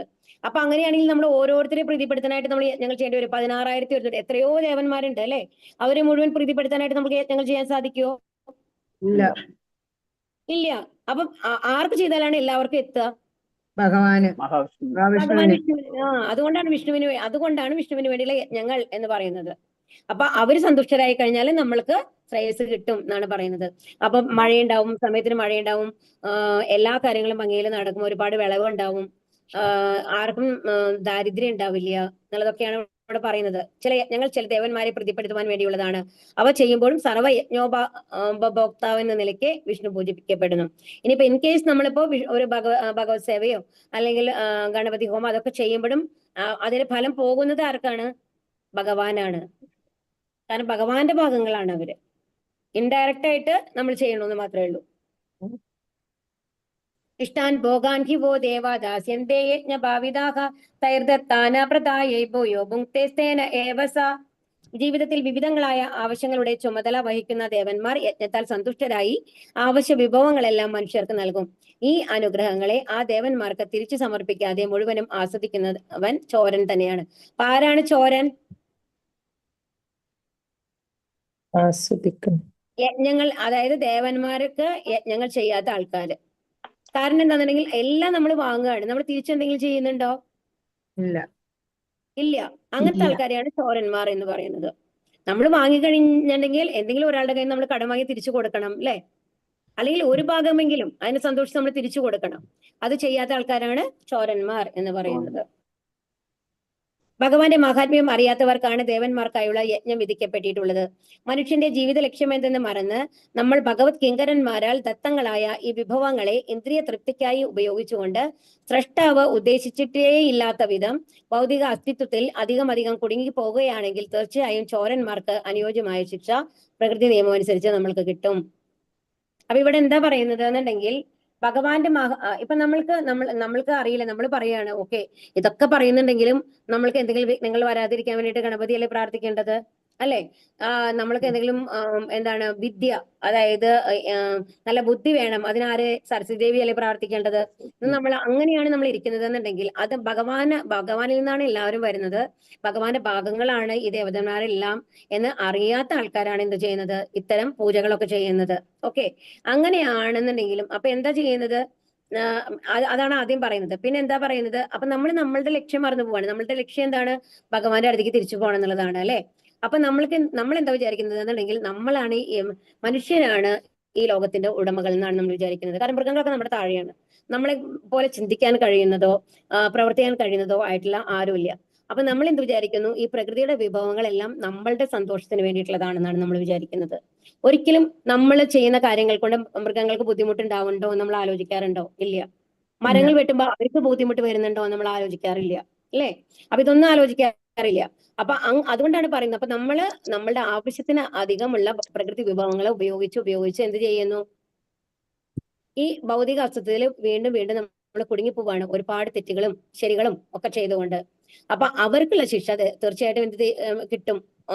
ചോരന്മാർക്ക് അനുയോജ്യമായ ശിക്ഷ പ്രകൃതി നിയമം അനുസരിച്ച് നമുക്ക് കിട്ടും. അപ്പോഴാണ് നമ്മൾക്ക് വരൾച്ച വരുന്നു, ഒരുപാട് പേര് മരിക്കുന്നു. അല്ലാന്നുണ്ടെങ്കിൽ എന്താണ്? വെള്ളപ്പൊക്കം വന്ന് ഒരുപാട് പേര് മരിക്കുന്നു. ഒരുമിച്ചാണ് മരിക്കുക അല്ലെ? ഒരുപാട് പേര്. കോവിഡ് വന്നിട്ട് എത്രയോ ആൾക്കാരാണ് മരിച്ചത്. ആരെ തെറ്റാണ് നമുക്ക് പറയാൻ സാധിക്കുമോ? ഇല്ല. അപ്പൊ നമ്മളുടെ പ്രവൃത്തികൾ, നമ്മളെ പ്രകൃതി വിഭവങ്ങളെ ഒരുപാട് ചൂഷണം ചെയ്യുമ്പോഴാണ് ഇത്തരം അനുഭവങ്ങൾ നമുക്ക് ലഭിക്കുന്നത് എന്നാണ് പറയുന്നത്. യജ്ഞശിഷ്ടാശിന സന്തോ മുച്ചന്തേ സർവകിൽപിഷൈഹി പുഞ്ചദേതേ തുഖം പാപായേ പചന്ത്യാത്മകാരണാത്. യജ്ഞത്തിൽ നിവേദിക്കപ്പെടുന്ന അന്നം ഭക്ഷിക്കുന്നത് കൊണ്ട് ഭഗവത് ഭക്തന്മാർ സർവ്വപാപങ്ങളിൽ നിന്നും മുക്തരാകുന്നു. സ്വയം ആസ്വദിക്കാൻ വേണ്ടി മാത്രം ഭക്ഷണം ഉണ്ടാക്കുന്നവർ പാപത്തെയാണ് പൂജിക്കുന്നത്. അപ്പൊ ആരാണ് പാപത്തെ പൂജിക്കുന്നത്? സ്വയം ആസ്വദിക്കാൻ വേണ്ടി മാത്രം ഭക്ഷണം ഉണ്ടാക്കുന്നവർ. അതായത് ഇപ്പൊ നമ്മൾ ഇതിനു മുമ്പ് പറഞ്ഞതാണ്, ഇതിനു മുമ്പത്തെ തവണ നമ്മൾ പറഞ്ഞു ഇത്. അത് ഒന്നും കൂടി ജസ്റ്റ് സിമ്പിൾ ആയിട്ട് പറയാണ്. അപ്പൊ നമ്മൾ ഭക്ഷണം കഴിക്കുമ്പോൾ നമ്മൾ എന്താണ്, ഒന്നിലോ നമ്മൾ വെജിറ്റബിൾസ് നമ്മൾ കട്ട് ചെയ്ത് നമ്മൾ ഉപയോഗിക്കുകയാണ് അല്ലെ, അല്ലെങ്കിൽ നോൺ വെജ് കഴിക്കുന്ന ആൾക്കാരാണെങ്കിൽ ഹരേ കൃഷ്ണ, നോൺ വെജ് കഴിക്കുന്ന ആൾക്കാരാണെങ്കിലോ എങ്ങനെയാണ് ഭക്ഷണം കഴിക്കുന്നത്? ഹരേ കൃഷ്ണ, ഇരിക്കണേ. ഹരേ കൃഷ്ണ. അപ്പൊ യജ്ഞത്തിൽ നിവേദിക്കപ്പെടുന്ന അന്നം ഭക്ഷിക്കുന്നത് കൊണ്ടാണ് ഭഗവത് ഭക്തന്മാർ സർവ്വ പാപങ്ങളിൽ നിന്ന് മുക്തരാകുന്നത് എന്നാണ് പറയുന്നത്. എങ്ങനെയാണ് പാപങ്ങളിൽ നിന്ന് മുക്തരാകുന്നത്? അത് എന്തുകൊണ്ടാണെന്നുണ്ടെങ്കിൽ നമ്മള് ഒരു വെജിറ്റബിൾസ് നമ്മൾ കട്ട് ചെയ്തെടുക്കുകയാണെന്നുണ്ടെങ്കിലും, അല്ല നമ്മളൊരു മൃഗത്തിനെ കൊന്നു കഴിക്കുകയാണെന്നുണ്ടെങ്കിലും അവര് എല്ലാം ജീവനുള്ളതാണ്. അവർ മൃഗമാണെന്നുണ്ടെങ്കിൽ അതോടുകൂടി അതിന്റെ ജീവനെ നമ്മൾ അവസാനിപ്പിക്കുകയാണ് ചെയ്യുന്നത് അല്ലെ. അപ്പൊ നമ്മളുടെ മക്കളാണ് ആ സ്ഥാനത്ത് നിന്നുണ്ടെങ്കിൽ ഒന്ന് ആലോചിച്ച് നോക്കൂ. നമ്മുടെ മക്കളെ മുറിച്ച് ഒരാൾ ഭക്ഷണം കഴിക്കുകയാണ് എന്നുണ്ടെങ്കിൽ നമ്മൾക്ക് അത് ഇമാജിൻ ചെയ്യാൻ സാധിക്കുമോ? ഒന്നും വേണ്ട. നമ്മുടെ വീട്ടിൽ നല്ല സ്നേഹത്തോടു കൂടി നമ്മൾ വളർത്തുന്ന മൃഗങ്ങളാണെന്നുണ്ടെങ്കിൽ കൂടി നമ്മളുടെ മക്കളോട് അത്രയ്ക്ക് നമ്മൾക്ക് സ്നേഹം ഉണ്ടാവും അല്ലെ. അതിനെ ആരെങ്കിലും ഉപദ്രവിച്ച് കൊല്ലുകയാണെന്നുണ്ടെങ്കിൽ നമ്മൾക്ക് എത്ര സങ്കടം വരുന്ന ആലോചിച്ച് നോക്കൂ. അപ്പൊ അതുപോലെ തന്നെയാണ് ഓരോ ജീവികളും അല്ലെ, അവരെയും അതുണ്ടാവാം. അപ്പൊ അവർക്കും ആ ഒരു മരണ ദുഃഖം എന്ന് പറയുന്നത് വളരെ വലിയൊരു ദുഃഖം തന്നെയാണ്. അപ്പം അത്തരം ഒരു ദുഃഖം ത്തോടുകൂടി പക്ഷെ നമ്മൾക്ക് നമ്മുടെ ജീവിതം നിലനിർത്തണമെങ്കിൽ എന്ത് വേണം? ഭക്ഷണം വേണം അല്ലെ. അപ്പൊ നമ്മൾ എന്ത് ചെയ്യുന്നു എന്നുണ്ടെങ്കിൽ ഇതിനെ നമ്മൾ പാകം ചെയ്യുമ്പോൾ, ഇത് ഭഗവാന് സമർപ്പിക്കുമ്പോൾ ആ പാപങ്ങളെല്ലാം ഭഗവാൻ ഏറ്റെടുക്കുകയാണ് ചെയ്യുന്നത്. അതുകൊണ്ടാണ് പറയുന്നത് ഭഗവത് ഭക്തന്മാർ സർവ്വ പാപങ്ങളിൽ നിന്ന് മുക്തരാകുന്നു. എന്താ കാരണം? ഭഗവാന്റെ പ്രസാദമാണ് കഴിക്കുന്നത്. നമ്മൾ ഭഗവാന് പാകം ചെയ്ത് ഭഗവാന് വെച്ച് കഴിഞ്ഞിട്ട് ആ പ്രസാദം കഴിക്കുമ്പോൾ ഈ തരം പാപങ്ങളൊന്നും നമ്മൾക്ക് ഉണ്ടാവുന്നില്ല, ഈ ജീവികളെ കൊല്ലുന്നതോ. കാരണം നമ്മൾ എന്തൊക്കെ പറഞ്ഞു കഴിഞ്ഞാൽ വെള്ളത്തിലായാലും മൈന്യൂട്ട് ആയിട്ടുള്ള കുറെ ജീവികൾ ഉണ്ടാവും, അതും ചത്തുപോകുന്നുണ്ടാവും അല്ലെ ആ സമയത്ത്. അതാണ് പറയുന്നത്. പക്ഷേ നമ്മൾ ഇതൊന്നും അല്ലാണ്ട് എന്റെ ഇഷ്ടത്തിന് വേണ്ടിയിട്ട് ഞാൻ ഭക്ഷണം പാകം ചെയ്ത് ഞാൻ കഴിക്കുകയാണ്, ഭഗവാനെ നമ്മൾ ആലോചിക്കുന്നേ ഇല്ല. അങ്ങനെ വരുമ്പോൾ ആ പാപങ്ങളൊക്കെ ആർക്കാണ് വരുന്നത്? നമ്മൾക്കാണ് വരുന്നത് എന്നുള്ളതാണ് ഇവിടെ പറയുന്നത്. ഭഗവത് ഭക്തന്മാരെ അഥവാ കൃഷ്ണാവബോധം ഉണർന്നവരെ സന്തഹ എന്ന് വിളിക്കുന്നു. സന്തഹ എന്ന് വിളിക്കുന്നത് ആരെയാണ്? ഹരേ കൃഷ്ണ. ഇതും ഒരു ചോദ്യത്തിന്റെ ഉത്തരാണ് കേട്ടോ. ഹരേ കൃഷ്ണ. ഭഗവത് ഭക്തന്മാര്. അപ്പൊ സത്തുക്കൾ എപ്പോഴും കൃഷ്ണനിൽ പ്രേമബദ്ധരാകയാൽ ആദ്യം തന്നെ അവിടത്തേക്ക് നിവേദിക്കാതെ യാതൊന്നും സ്വീകരിക്കുകയില്ല. സന്തക എന്ന് പറയുന്ന ഈ സത്തുക്കൾ എന്ന് പറഞ്ഞ ആൾക്കാർ എപ്പോഴും ഭഗവാനെ പ്രസാദം വെച്ചിട്ട് അതാണ് കഴിക്കുക എന്നാണ് പറയുന്നത്. അന്നാത് ഭവന്തി ഭൂതാനി പർജന്യാത് അന്ന സംഭവക യജ്ഞാത് ഭവതി പർജന്യോ യജ്ഞകർമ്മ സമുദ്ഭവക. എല്ലാ ജീവജാലങ്ങളും ധാന്യങ്ങൾ കൊണ്ട് ജീവിക്കുന്നു. അതാകട്ടെ മഴ മൂലമുണ്ടാകുന്നു. മഴ യജ്ഞത്തിൽ നിന്നുണ്ടാകുന്നു, യജ്ഞങ്ങൾ വിധിപ്രകാരമുള്ള കർമ്മങ്ങളിൽ നിന്നും. അപ്പൊ എല്ലാ ജീവജാലങ്ങളും, നമുക്ക് ധാന്യങ്ങൾ ഇല്ലാണ്ട് പറ്റില്ല അല്ലെ, ധാന്യങ്ങൾ കൊണ്ടാണ് ജീവിക്കുന്നത്. അപ്പൊ ഈ ധാന്യങ്ങൾ എവിടുന്നാ വരുന്നത്? മഴ ഇല്ലാന്നുണ്ടെങ്കിൽ ധാന്യങ്ങൾ ഉണ്ടാകുന്നില്ല. പിന്നെ മഴയോ? യജ്ഞത്തിൽ നിന്ന്. അപ്പൊ അതാണ് പറയുന്നത്, നമ്മൾ ശരിക്കും പറഞ്ഞു കഴിഞ്ഞാല് ഈ ദേവതമാരെ നമ്മൾ പ്രീതിപ്പെടുത്തിയിട്ടില്ല എന്നുണ്ടെങ്കിൽ നമ്മൾക്ക് മഴ ഉണ്ടാവുന്നില്ല, വരൾച്ച വരുന്നു എന്നുള്ളതൊക്കെ വരുന്നു. അപ്പൊ യജ്ഞം ചെയ്യണം എന്നാണ് പറയുന്നത്, യജ്ഞങ്ങൾ വിധിപ്രകാരമുള്ള കർമ്മങ്ങളിൽ നിന്നും. അപ്പൊ നമ്മള് വിധിപ്രകാരമുള്ള കർമ്മങ്ങൾ ചെയ്തിട്ട് വേണം യജ്ഞങ്ങൾ ചെയ്യാനായിട്ട്. ആ യജ്ഞമാണ് നമ്മളുടെ ഈ കലിയുഗത്തിലെ യജ്ഞമാണ് എന്തെന്ന് പറയുന്നത്? സങ്കീർത്തന യജ്ഞം, ഹരേകൃഷ്ണ മന്ത്രം ജപിക്കണം എന്ന് പറയുന്നത്. പകർച്ചവ്യാധി പടർന്നു പിടിക്കുന്ന കാലത്ത് അണുനാശക ഔഷധങ്ങൾ കുത്തിവെക്കുന്നത് കൊണ്ട് രോഗബാധയിൽ നിന്ന് രക്ഷ കിട്ടുന്നത് പോലെ കൃഷ്ണന് നിവേദിച്ച പ്രസാദം ഭക്ഷിക്കുന്നത് കൊണ്ട് വൈഷയിക ആസക്തിയെ ചെറുത്തു നിൽക്കാനുള്ള കരുത്തുണ്ടാകുന്നു. അപ്പൊ എന്തിനാണ് കൃഷ്ണന് നിവേദിച്ച പ്രസാദം കഴിക്കുന്നത് എന്നാണ് പറയുന്നത്? നമ്മളുടെ മനസ്സിൽ തെറ്റായ ചിന്തകൾ ഉണ്ടാവില്ല. കണ്ടോ? ഭൗതിക ആഗ്രഹങ്ങൾ കുറയും പ്രസാദം കഴിക്കുമ്പോ. അറിയാലോ അല്ലെ, ആ ദ്രൗപദിയുടെ കഥ അറിയില്ലേ നിങ്ങൾക്ക് എല്ലാവർക്കും? ആരാണ് ധൃതരാഷ്ട്രം? അവരാണ് എന്തെന്ന് ഇവരെ കയറ്റി വിടുന്നത് അല്ലെ, ദുർവാസ മുനിയെ. ഇങ്ങനെ ദ്രൗപദിയുടെ അടുത്ത് ഇങ്ങനെ രക്ഷ അവിടെ പോയിട്ട് പ്രസാദം കഴിച്ചോളൂ എന്ന് പറഞ്ഞിട്ട് വിടുന്നത്. എന്നാൽ ദുർവാസവും അവര് കൂടെ ഒരുപാട് ശിഷ്യന്മാരുമാണ് കൂടിയിട്ടാണ് വരുന്നത്. അപ്പൊ ഇവിടെ എന്താണ് അവസ്ഥ? ഒരു ഭക്ഷണം കഴിച്ചു കഴിഞ്ഞു. ആ അക്ഷയപാത്രത്തിന്റെ പ്രത്യേകത എന്താണെന്നുണ്ടെങ്കിൽ പാണ്ഡവരുടെ ഭക്ഷണം കഴിച്ചു കഴിഞ്ഞാൽ അതിന് പിന്നെ ഭക്ഷണം ഉണ്ടാവില്ല, പിന്നെ അടുത്ത ദിവസമാണ് കിട്ടുള്ളൂ. അപ്പൊ ആ സമയത്താണ് ഇവർ വരുന്നത്. അപ്പൊ ദുർവാസാവിന്റെ കോപം എങ്ങനെയാണ്? ആര് വേണമെങ്കിൽ ശപിച്ച് ഭസ്മാക്കും അല്ലെ. അപ്പൊ ഒരുപാട് പേടിച്ചിട്ടാണ് ദ്രൗപദി വിളിക്കുന്നത് ഭഗവാനെ. എന്നിട്ട് ഭഗവാൻ അപ്പൊ തന്നെ പ്രത്യക്ഷാവാണ്. എന്നിട്ട് എന്താ ചെയ്യുന്നത് അറിയില്ലേ കഥ? ഹരേ കൃഷ്ണ. ഇല്ല. അതിലെ ഒരു ചെറിയൊരു വറ്റുമാരി അതിലുണ്ടാവും, ഒരു ധാന്യമണി ഉണ്ടാവും. അത് എടുത്തിട്ട് ഭഗവാൻ കഴിക്കുകയാണ്. ഭഗവാൻ കഴിച്ചിട്ട് എന്നിട്ട് ഒരു ഏമ്പക്കം അങ്ങനെ ഇതായിട്ട് വിടും, നന്നായി തൃപ്തി വരുന്ന മാതിരി. എന്നിട്ട് പറയാണ് ദ്രൗപദി ഇനി ധൈര്യമായിട്ട് അവരെയൊക്കെ വിളിച്ചോളൂ എന്ന് പറയാണ്. എന്നിട്ട് അവരെയൊക്കെ വിളിക്കുമ്പോഴേക്കും എന്താണ്, അവരെ വിശപ്പൊക്കെ മാറിയുണ്ടാവും, മനസ്സിലാവുണ്ടാവും. അപ്പൊ ഭഗവാനാണ് നമ്മൾക്ക് ആ തൃപ്തി തരുന്നത്, ഒരു എന്തെങ്കിലും മതിയായി എന്ന് തോന്നിപ്പിക്കുന്നതും എല്ലാം ഭഗവാന്റെ കൈയാണുള്ളത്. അതുകൊണ്ടാണ് പറയുന്നത് ഭഗവാനെ നിവേദിച്ച് ഭക്ഷണം കഴിക്കുമ്പോൾ ആ ഭൗതിക ആഗ്രഹങ്ങൾ നമ്മുടെ കുറയും, തെറ്റായ ചിന്തകൾ നമ്മുടെ മനസ്സിൽ വരുന്നത് കുറയും എന്ന് പറയുന്നത്. കർമ്മ ബ്രഹ്മോദ്ഭവം വിദ്ധി ബ്രഹ്മാക്ഷര സമുദ്ഭവം തസ്മാത് സർവഗതം ബ്രഹ്മ നിത്യം യജ്ഞേ പ്രതിഷ്ഠിതം. വേദങ്ങളിൽ നിയന്ത്രിത കർമ്മങ്ങൾ വിവരിച്ചിട്ടുണ്ട്. പരമദിവ്യോധഭൂഷണിയിൽ നിന്ന് നേരിട്ട് ഉദ്ഭവിച്ചതാണ് വേദങ്ങൾ. അതിനാൽ സർവ്വവ്യാപകമായ അതീന്ദ്രിയ സത്ത യജ്ഞകർമ്മങ്ങളിലാണ് എന്നെന്നും കുടികൊള്ളുന്നത്. അപ്പൊ എന്ത് വേണം? നേരിട്ട് ഈ വേദങ്ങളിൽ പറഞ്ഞിട്ടുള്ളതാണ് ഈ യജ്ഞങ്ങളൊക്കെ ചെയ്യണം എന്നുള്ളത്. അതുകൊണ്ട് എന്ത് ചെയ്യണം?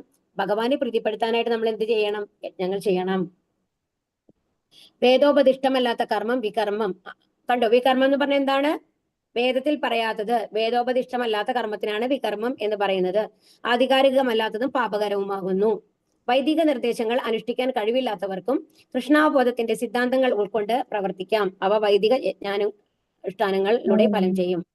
അപ്പൊ എന്താണ്, നമ്മൾക്ക് യജ്ഞങ്ങളൊന്നും ചെയ്യാൻ, നമ്മൾക്കിപ്പോ ഇതിൽ പറഞ്ഞിട്ട് കുറെ യജ്ഞങ്ങളൊക്കെ ചെയ്യണം. അതുകൊണ്ട് നമ്മൾക്ക് യജ്ഞദ്രവ്യങ്ങൾ, നെയ്യും അങ്ങനത്തെ സാധനങ്ങളൊക്കെ വാങ്ങിയിട്ട് റെഗുലർ ആയിട്ട് നമുക്ക് യജ്ഞം ചെയ്യാനുള്ള ഒരു അവസ്ഥയിലാണോ നമ്മളുള്ളത്? ഹരേ കൃഷ്ണ. ആണോ? അല്ല. അപ്പൊ നമ്മൾക്ക് അതിന് വേണ്ടിയിട്ടാണ് എന്ത് പറയുന്നത്? അതിന് പകരം എന്ത് ചെയ്താൽ മതി? കൃഷ്ണാവബോധത്തിന്റെ സിദ്ധാന്തങ്ങൾ ഉൾക്കൊണ്ടുകൊണ്ട് പ്രവർത്തിക്കാം. നമ്മളോട് എന്താ പറഞ്ഞിട്ടുള്ളത് ഭഗവാൻ? ഹരേ കൃഷ്ണ മന്ത്രം അല്ലെ, സങ്കീർത്തന യജ്ഞം ചെയ്യുക. അതുപോലെ ഭഗവാന് ഡെയിലി എന്ത് ചെയ്യണം? ഒരു പ്രസാദം വെക്കുക.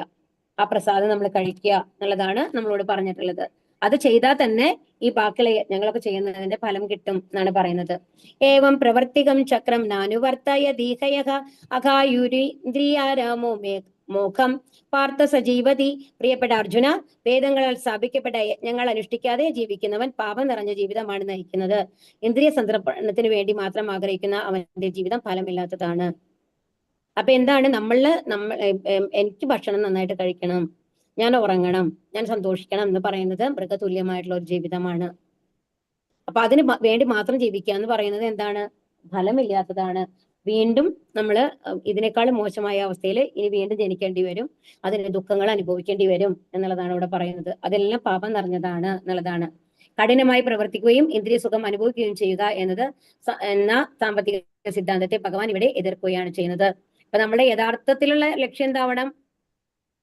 നല്ല ഭക്ഷണം കഴിക്കരുതെന്നല്ല പറയുന്നത്, സാത്വികമായിട്ടുള്ള ഭക്ഷണം കഴിച്ച് ഭഗവാനെ പ്രീതിപ്പെടുത്തി ഭഗവാനെ നാമം ചൊല്ലി നമുക്ക് ഭഗവാന്റെ അടുത്ത് എത്താനാണ് നമ്മളോട് പറയുന്നത്. അല്ലാതെ മുഴുവൻ മൃഗങ്ങളുടെ പോലെ ജീവിച്ചു മരിക്കരുത് എന്ന് പറയുകയാണ്. യസ്ത്വാത്മാരതിരേവ സ്യാത് ആത്മതൃപ്തശ്ച മാനവഃ ആത്മന്യേവാച സന്തുഷ്ട തസ്യ കാര്യം ന വിദ്യതേ. മനുഷ്യ ജീവിതം ആത്മസാക്ഷാത്കാരത്തിന് വേണ്ടി ഒഴിഞ്ഞുവെക്കുകയും ആത്മാരാമനായി വർത്തിക്കുകയും ആത്മാവിൽ പൂർണ്ണ തൃപ്തനായിരിക്കുകയും ചെയ്യുന്നവന് കർത്തവ്യങ്ങളൊന്നുമില്ല. ഈ ശ്ലോകം ഇമ്പോർട്ടന്റ് ആണ് കേട്ടോ. ഇവിടെ എന്താണ് ഭഗവാൻ പറയണേ നോക്കൂ.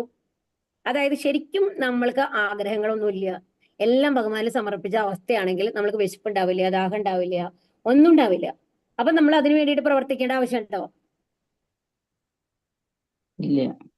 നമ്മൾ എന്തുകൊണ്ടാണ് നമ്മൾ പണിയെടുക്കുന്നത്? നമുക്ക് വിശപ്പുണ്ട്, ദാഹമുണ്ട്, നമ്മുടെ ശരീരത്തിനെ നിലനിർത്തണം എന്നുള്ളത് കൊണ്ടാണ് അല്ലെ. അപ്പൊ ആത്മസാക്ഷാത്കാരത്തിന് വേണ്ടി ഒഴിഞ്ഞു വെച്ച ഒരാൾക്ക് പ്രത്യേകിച്ച് കർമ്മങ്ങളൊന്നുമില്ല. കാരണം അദ്ദേഹത്തിന് വിശപ്പുണ്ടാവില്ല, ദാഹമുണ്ട്, എല്ലാം ഭഗവാന്റെ ചിന്തയിൽ എപ്പോഴും സന്തുഷ്ടനായിരിക്കും. അങ്ങനത്തെ ആൾക്കാർക്ക് കർത്തവ്യങ്ങളൊന്നുമില്ല എന്നാണ് പറയുന്നത്. കൃഷ്ണാബോധം ഉദിക്കുന്നത് കൊണ്ട് തൽക്ഷണം തന്നെ അനേകായിരം യജ്ഞാനുഷ്ഠാനങ്ങൾ കൊണ്ട് മാത്രം സാധിക്കാവുന്ന വിധത്തിൽ അയാളുടെ ഹൃദയ മാലിന്യമാകെ ഒഴിഞ്ഞു പോകുന്നു. അപ്പൊ എന്താണ്? ഒരുപാട് യജ്ഞങ്ങൾ, നമ്മൾ ആയിരക്കണക്കിന് യജ്ഞങ്ങൾ ചെയ്യുന്ന അത്രയ്ക്ക് ഫലം ഉണ്ട്. എന്തിന്? ഈ ഹരേകൃഷ്ണ മന്ത്രം ജപിച്ചിട്ട് നമ്മൾക്ക് ഭക്തി ലഭിക്കുമ്പോൾ, നമ്മൾ ഭക്തനായി മാറുമ്പോൾ നമ്മുടെ ഹൃദയത്തിലെ മാലിന്യങ്ങളെല്ലാം ഒഴിഞ്ഞു പോകുന്നു എന്നാണ്. അപ്പൊ അത്രയും കഷ്ടപ്പെട്ട് യജ്ഞങ്ങളൊന്നും ചെയ്യേണ്ട, എന്ത് ചെയ്താൽ മതി? സങ്കീർത്തന യജ്ഞം ചെയ്താൽ മതി എന്നാണ് ഭഗവാൻ പറയുന്നത്. നൈവ തസ്യ കൃതേനാർത്തോ ന കൃതേനേക കശ്ചന ന ചാസ്യ സർവഭൂതേഷു കശ്ചിദർത്തവ്യപാശ്രയഃ. ആത്മസാക്ഷാത്കാരം ലഭിച്ചവന് തനിക്ക് വിധിക്കപ്പെട്ട കർമ്മം നിറവേറ്റുന്നത് കൊണ്ട് നേടാനായിട്ടൊന്നുമില്ല, അത് ചെയ്യാതിരിക്കാൻ ഒരു കാരണവുമില്ല, അവന് മറ്റൊരു ജീവിയെയും ആശ്രയിക്കേണ്ടതുമില്ല. അപ്പൊ എന്താണ് ഇവിടെ പറയുന്നത്? നമ്മളെല്ലാം പരസ്പരം ഡിപ്പെൻഡന്റ് ആണ് അല്ലെ? ഓരോരുത്തരും മറ്റുള്ളവരെ എന്താണ് ആശ്രയിച്ചിട്ടാണ് നമ്മുടെ ഓരോ കാര്യവും ചെയ്യുന്നത്. പക്ഷെ ആത്മസാക്ഷാത്കാരം ലഭിച്ച ആൾക്കാർക്ക്, ഭഗവാൻ അനുഗ്രഹം ലഭിച്ച ആൾക്കാർക്ക് പ്രത്യേകിച്ച് കർത്തവ്യങ്ങളൊന്നുമില്ല. കാരണം അയാൾക്ക് ഏതിനോടും എന്തെങ്കിലും കിട്ടണമെന്നില്ല, എന്തെങ്കിലും നഷ്ടപ്പെട്ട ദുഃഖമില്ല. അങ്ങനത്തെ ഒരു അവസ്ഥയിൽ അയാൾ എത്തിയിട്ടുണ്ടാവും. അതുകൊണ്ട് മറ്റു ജീവികളെ ആശ്രയിക്കേണ്ട ആവശ്യമില്ല എന്നാണ് പറയുന്നത് ഇവിടെ കേട്ടോ. ആത്മജ്ഞാനിക്ക് വിധിവിഹിതമായ ഒരു കർമ്മവും ചെയ്യേണ്ട ബാധ്യതയില്ല. കൃഷ്ണാബോധ പ്രവർത്തനങ്ങളിൽ മാത്രം ഏർപ്പെടാം. കൃഷ്ണാബോധം എന്ന് വെച്ചാൽ നൈഷ്കർമ്യമല്ല ദാനം. അതായത് കൃഷ്ണാബോധം എന്ന് പറഞ്ഞ ഇവിടെ പണിയെടുക്കാണ്ടിരിക്കുക എന്നല്ല, ഭഗവാന്റെ ചിന്തയിൽ. ഇപ്പോ നമ്മൾ കാണുന്നുണ്ടല്ലോ, നമ്മളുടെ സന്യാസിമാര് എന്താണ് ഭഗവാനെ മാത്രം ധ്യാനിച്ചുകൊണ്ട് ഭഗവാന്റെ പ്രവർത്തനങ്ങൾ മാത്രം ചെയ്യുന്ന ആൾക്കാർ, അങ്ങനത്തെ ആൾക്കാരെയാണ് ഇവിടെ ഉദ്ദേശിക്കുന്നത്. തസ്മാത് അസക്ത സതതം കാര്യം കർമ്മ സമാചര അസക്തോ ഹ്യാചരൻ കർമ്മ പരമാപ്നോതി പൂരുഷക. അതുകൊണ്ട് കർമ്മഫലകാംക്ഷ കൂടാതെ കടമ എന്ന നിലയ്ക്ക് കർത്തവ്യം നിറവേറ്റുക. നിഷ്കാമ പ്രവർത്തനം ഭക്തനെ പരമപദത്തിലെത്തിക്കും. അപ്പൊ നമ്മളോട് എന്താ പറയുന്നത്? സന്യാസം സ്വീകരിക്കാനാണോ? ഹരേ കൃഷ്ണ. അല്ല. അല്ല, എന്താ ചെയ്യാൻ പറയണേ? നമ്മൾക്ക് വേണ്ടിയിട്ട് എനിക്ക് ഇന്നത് സാധിക്കണം എന്നുള്ള ഇച്ഛയില്ലാതെ, കർമ്മ ഫലാകാംക്ഷ കൂടാതെ കടമ എന്ന നിലയ്ക്ക് ഇതെന്റെ കർത്തവ്യമാണ് എന്ന രീതിയിൽ പ്രവർത്തികൾ ചെയ്യുക. അതിനെയാണ് നിഷ്കാമ കർമ്മ പ്രവർത്തനം. ഫലേച്ഛ കൂടാതെ ചെയ്യുന്ന കർമ്മങ്ങൾക്കാണ് എന്ന് പറയുന്നത് നിഷ്കാമ കർമ്മ പ്രവർത്തനം എന്ന് പറയുന്നത്. ഇത് ഭക്തനെ കർമ്മപദത്തിലെത്തിക്കും എന്നാണ് പറയുന്നത്. കുരുക്ഷേത്രത്തിൽ കൃഷ്ണന്റെ താല്പര്യം അനുസരിച്ച് പൊരുതാനാണ് അർജുനൻ നിയുക്തനായിട്ടുള്ളത്. അർജുനൻ യുദ്ധം ചെയ്യണമെന്ന് കൃഷ്ണൻ ആഗ്രഹിച്ചു. ഭഗവാന്റെ ആഗ്രഹമാണ് അർജുനൻ യുദ്ധം ചെയ്യണമെന്ന് അല്ലെ? അർജുനന്റെ ആഗ്രഹമല്ല. അതുകൊണ്ട് തന്നെ അത് നിഷ്കാമകർമ്മമാണ്.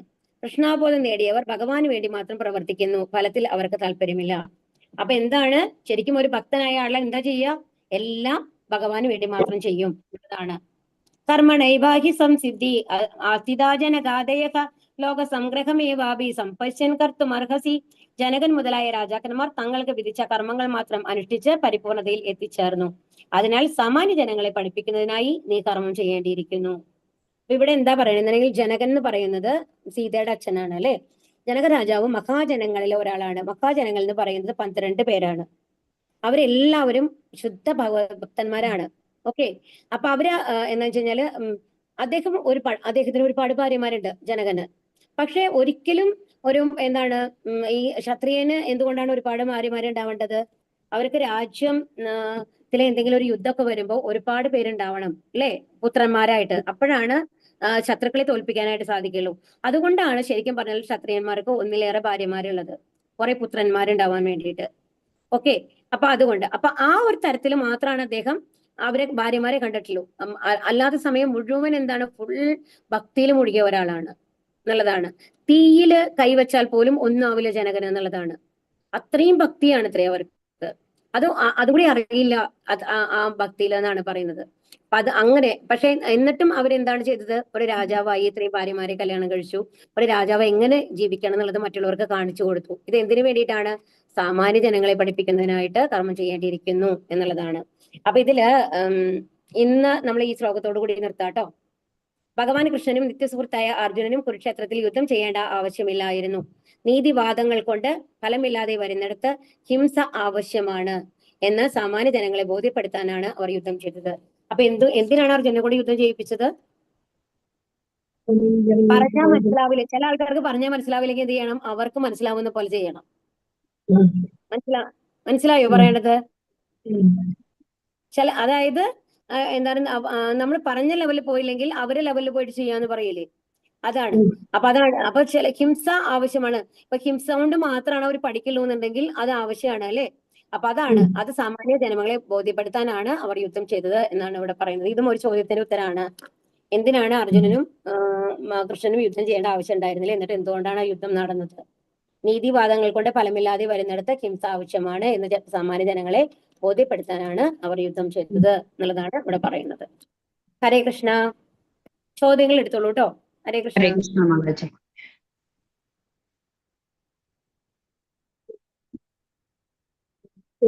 ഏതൊക്കെയാണ് ചോദ്യങ്ങൾ എടുക്കാമോ?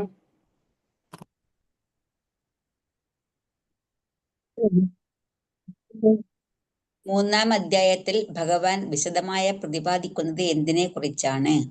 ഇതിനെ കുറിച്ചാണ്, പറയൂ. കർമ്മയോഗത്തിനെ കുറിച്ചിട്ടാണ് പറയുന്നത് അല്ലേ? ആണ്. ഇനി അടുത്ത ചോദ്യം, അത് കർമ്മയോഗം എന്ന് എഴുതിയാൽ മതി. സന്യാസം സ്വീകരിക്കണമെങ്കിൽ എന്ത് വേണമെന്നാണ് ഭഗവാൻ പറയുന്നത്? എന്താണ് പറയുന്നത്? ഇന്ദ്രിയ നിഗ്രഹം അല്ലേ? ഇന്ദ്രിയ നിഗ്രഹം. ക്ലിയർ ആവുന്നില്ല പറയുന്നത്. നിങ്ങൾ എന്താ പറയുന്നത്? തനിക്ക് വിധിക്കാനായിട്ട് ചോദ്യം കൂടി പറയൂ. സന്യാസം സ്വീകരിക്കണമെങ്കിൽ എന്ത് വേണമെന്നാണ് ഭഗവാൻ പറയുന്നത്? കറക്റ്റാണ് മതി. ഇന്ദ്രിയ നിയന്ത്രണം വേണം എന്നാണ് ഭഗവാൻ പറയുന്നത്. ഇനി അടുത്തത് എന്താണ്? അടുത്ത ക്വസ്റ്റ്യൻ എന്താണ്? കർമ്മം എങ്ങനെ അനുഷ്ഠിക്കണമെന്നാണ് ഭഗവാൻ പറയുന്നത്? എങ്ങനെയാണ് അനുഷ്ഠിക്കാൻ പറയണേ? ഫലേച്ഛയില്ലാതെ കർമ്മം ചെയ്യണം. അങ്ങനെയല്ല. ഇതില് ആ സെന്റൻസ് അങ്ങനെ വരുന്നത് മതി. വിധിക്കപ്പെട്ട കർമ്മങ്ങൾ നിറവേറ്റി സംശുദ്ധനായിട്ട് വേണം സന്യാസം സ്വീകരിക്കുവാൻ എന്നല്ലേ? ആ ചോദ്യമല്ലേ? സന്യാസം അല്ലേ? വിധിക്കപ്പെട്ട കർമ്മങ്ങൾ നിറവേറ്റി സംശുദ്ധനായിട്ട് വേണം സന്യാസം സ്വീകരിക്കുവാൻ എന്നുള്ളതാണ് എഴുതേണ്ടത് കേട്ടോ. ഓക്കെ. ഈ കലിയുഗത്തിൽ പറഞ്ഞിരിക്കുന്ന യജ്ഞം ഏതാണ്? സങ്കീർത്തന യജ്ഞം, നാമസങ്കീർത്തന യജ്ഞം. ഇനി അടുത്ത ക്വസ്റ്റ്യൻ എന്ന് വിളിക്കുന്നത് എന്താണ്? ചോദ്യം കൂടി പറയൂ. ആരെയാണ് ചോരൻ എന്ന് വിളിക്കുന്നത്? നമ്മൾ പറഞ്ഞതാണല്ലോ. ആരെയാണ് ചോരൻ എന്ന് വിളിക്കുന്നത്? പറയൂ. ദേവന്മാർക്ക് യജ്ഞങ്ങൾ ചെയ്യാത്തവർ അല്ല അല്ലേ? അതായത് ആവശ്യ വിഭവങ്ങളെ ജീവിതത്തിൽ യജ്ഞങ്ങൾ ചെയ്യാത്ത ആൾക്കാർ തന്നെയാണ് ഈ അനുഗ്രഹങ്ങളെ ആ ദേവന്മാർക്ക് തിരിച്ചു സമർപ്പിക്കാതെ മുഴുവൻ ആസ്വദിക്കുന്നവൻ. യജ്ഞങ്ങൾ ചെയ്യാതെ എന്താണ് ആവശ്യ വിഭവങ്ങളെല്ലാം എന്താണ് മുഴുവൻ സ്വയം. അതായത് 12ാമത്തെ ശ്ലോകത്തിന്റെ വിവർത്തനായിട്ടാണ് അത് വരുന്നത്. ചുരുക്കി എഴുതിയാൽ മതി. യജ്ഞങ്ങൾ ചെയ്യാതെ എല്ലാം സ്വയം ആസ്വദിക്കുന്നവൻ ചോരനാണ്. ഭഗവാൻ അതായത് യജ്ഞങ്ങൾ ചെയ്യാതെ എല്ലാം സ്വയം ആസ്വദിക്കുക എന്നുള്ളതാണ് ചോരൻ എന്നുള്ളത് കേട്ടോ. അത് ചുരുക്കി ഒരു സെന്റൻസ് ആയിട്ട് എഴുതിയാൽ മതി. നിങ്ങൾക്ക് എക്സാം അങ്ങനെ ആയിട്ട് തരുമ്പോ അവര് ഏതെങ്കിലും ഇതായിട്ടല്ലേ വരും, ചോയ്സ് ആയിട്ടല്ലേ തരും. അപ്പൊ അറിയാലോ അല്ലെ? ഇനി അടുത്ത ക്വസ്റ്റ്യൻ പറഞ്ഞോളൂ. ആരാണ്? പാപത്തെ ഭുജിക്കുന്നവർ ആരാണ്? പാപത്തെ ഭുജിക്കുന്നവർ ആരാണ്? സ്വയം ആസ്വദിക്കാൻ വേണ്ടി മാത്രം ഭക്ഷണം ഉണ്ടാക്കുന്നവർ. അതന്നെയല്ലേ ചോരൻ?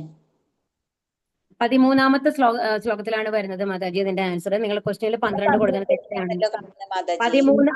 13ാമത്തെ ശ്ലോകത്തിലുണ്ട് സ്വയം ആസ്വദിക്കാൻ വേണ്ടി മാത്രം ഭക്ഷണം ഉണ്ടാക്കുന്നവർ പാപത്തെയാണ് ഭുജിക്കുന്നത്. സന്ത എന്ന് വിളിക്കുന്നത് ആരെയാണ്? സന്ത എന്ന് വിളിക്കുന്നത് ആരെയാണ്? നമ്മൾ കഴിക്കുമ്പോൾ നമ്മൾ പാപവിമുക്തരാകുന്നു. ഭഗവാന് പാകം ചെയ്ത ആ പ്രസാദം ഭഗവാന്റെ പ്രസാദം സമർപ്പിക്കാൻ സ്വയം കഴിക്കുന്ന ആൾക്കാരാണ്. അല്ല, ഭഗവാന് വേണ്ടി പ്രസാദം കൊടുക്കുന്ന ആൾക്കാരാണ് സന്ത. ഭഗവാന്റെ പ്രസാദമായിട്ടുള്ളത് മാത്രം ഭക്ഷിക്കുന്ന ആൾക്കാരാണ് സന്ത എന്ന് പറയുന്നത്. പ്രസാദം അതായത് പ്രസാദം മാത്രം ഭക്ഷിക്കുന്ന ആൾക്കാർ, ഭഗവാന് സമർപ്പിച്ച് മാത്രം ഭക്ഷണം കഴിക്കുന്ന ആൾക്കാരാണ് സന്തക എന്ന് പറയുന്നത്. അതുകൊണ്ട് അവർക്ക് പാപങ്ങളില്ല.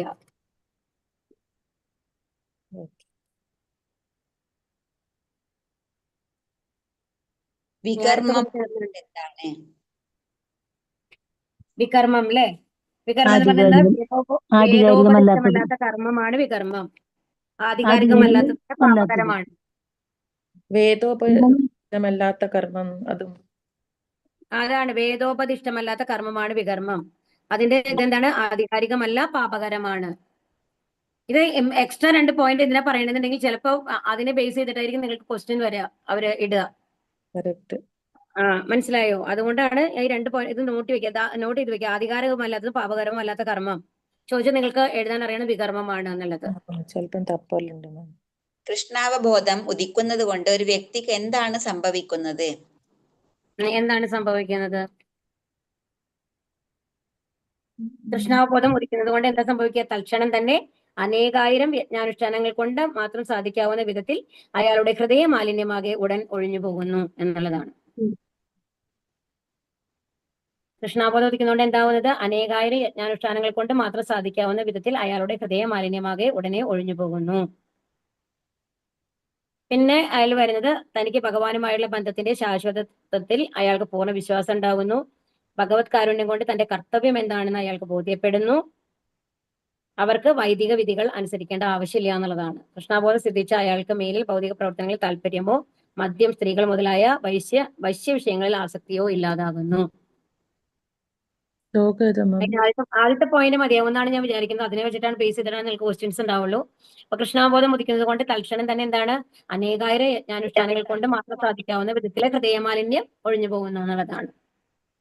ഇനി അടുത്തത് ഭഗവാന് ക്ഷേത്രത്തിൽ യുദ്ധം ചെയ്തത് എന്തുകൊണ്ട്? എന്തുകൊണ്ടാണ്?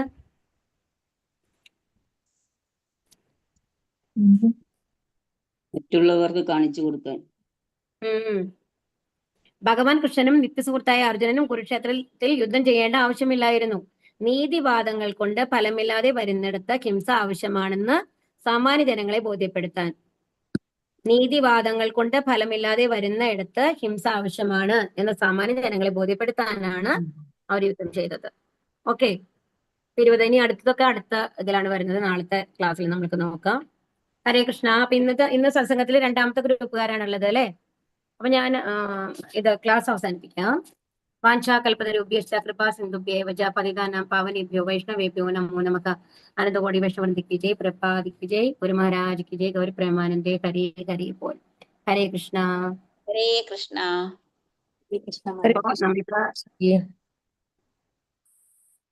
നമ്മൾക്ക് നോക്കാട്ടോ ഏതാണ്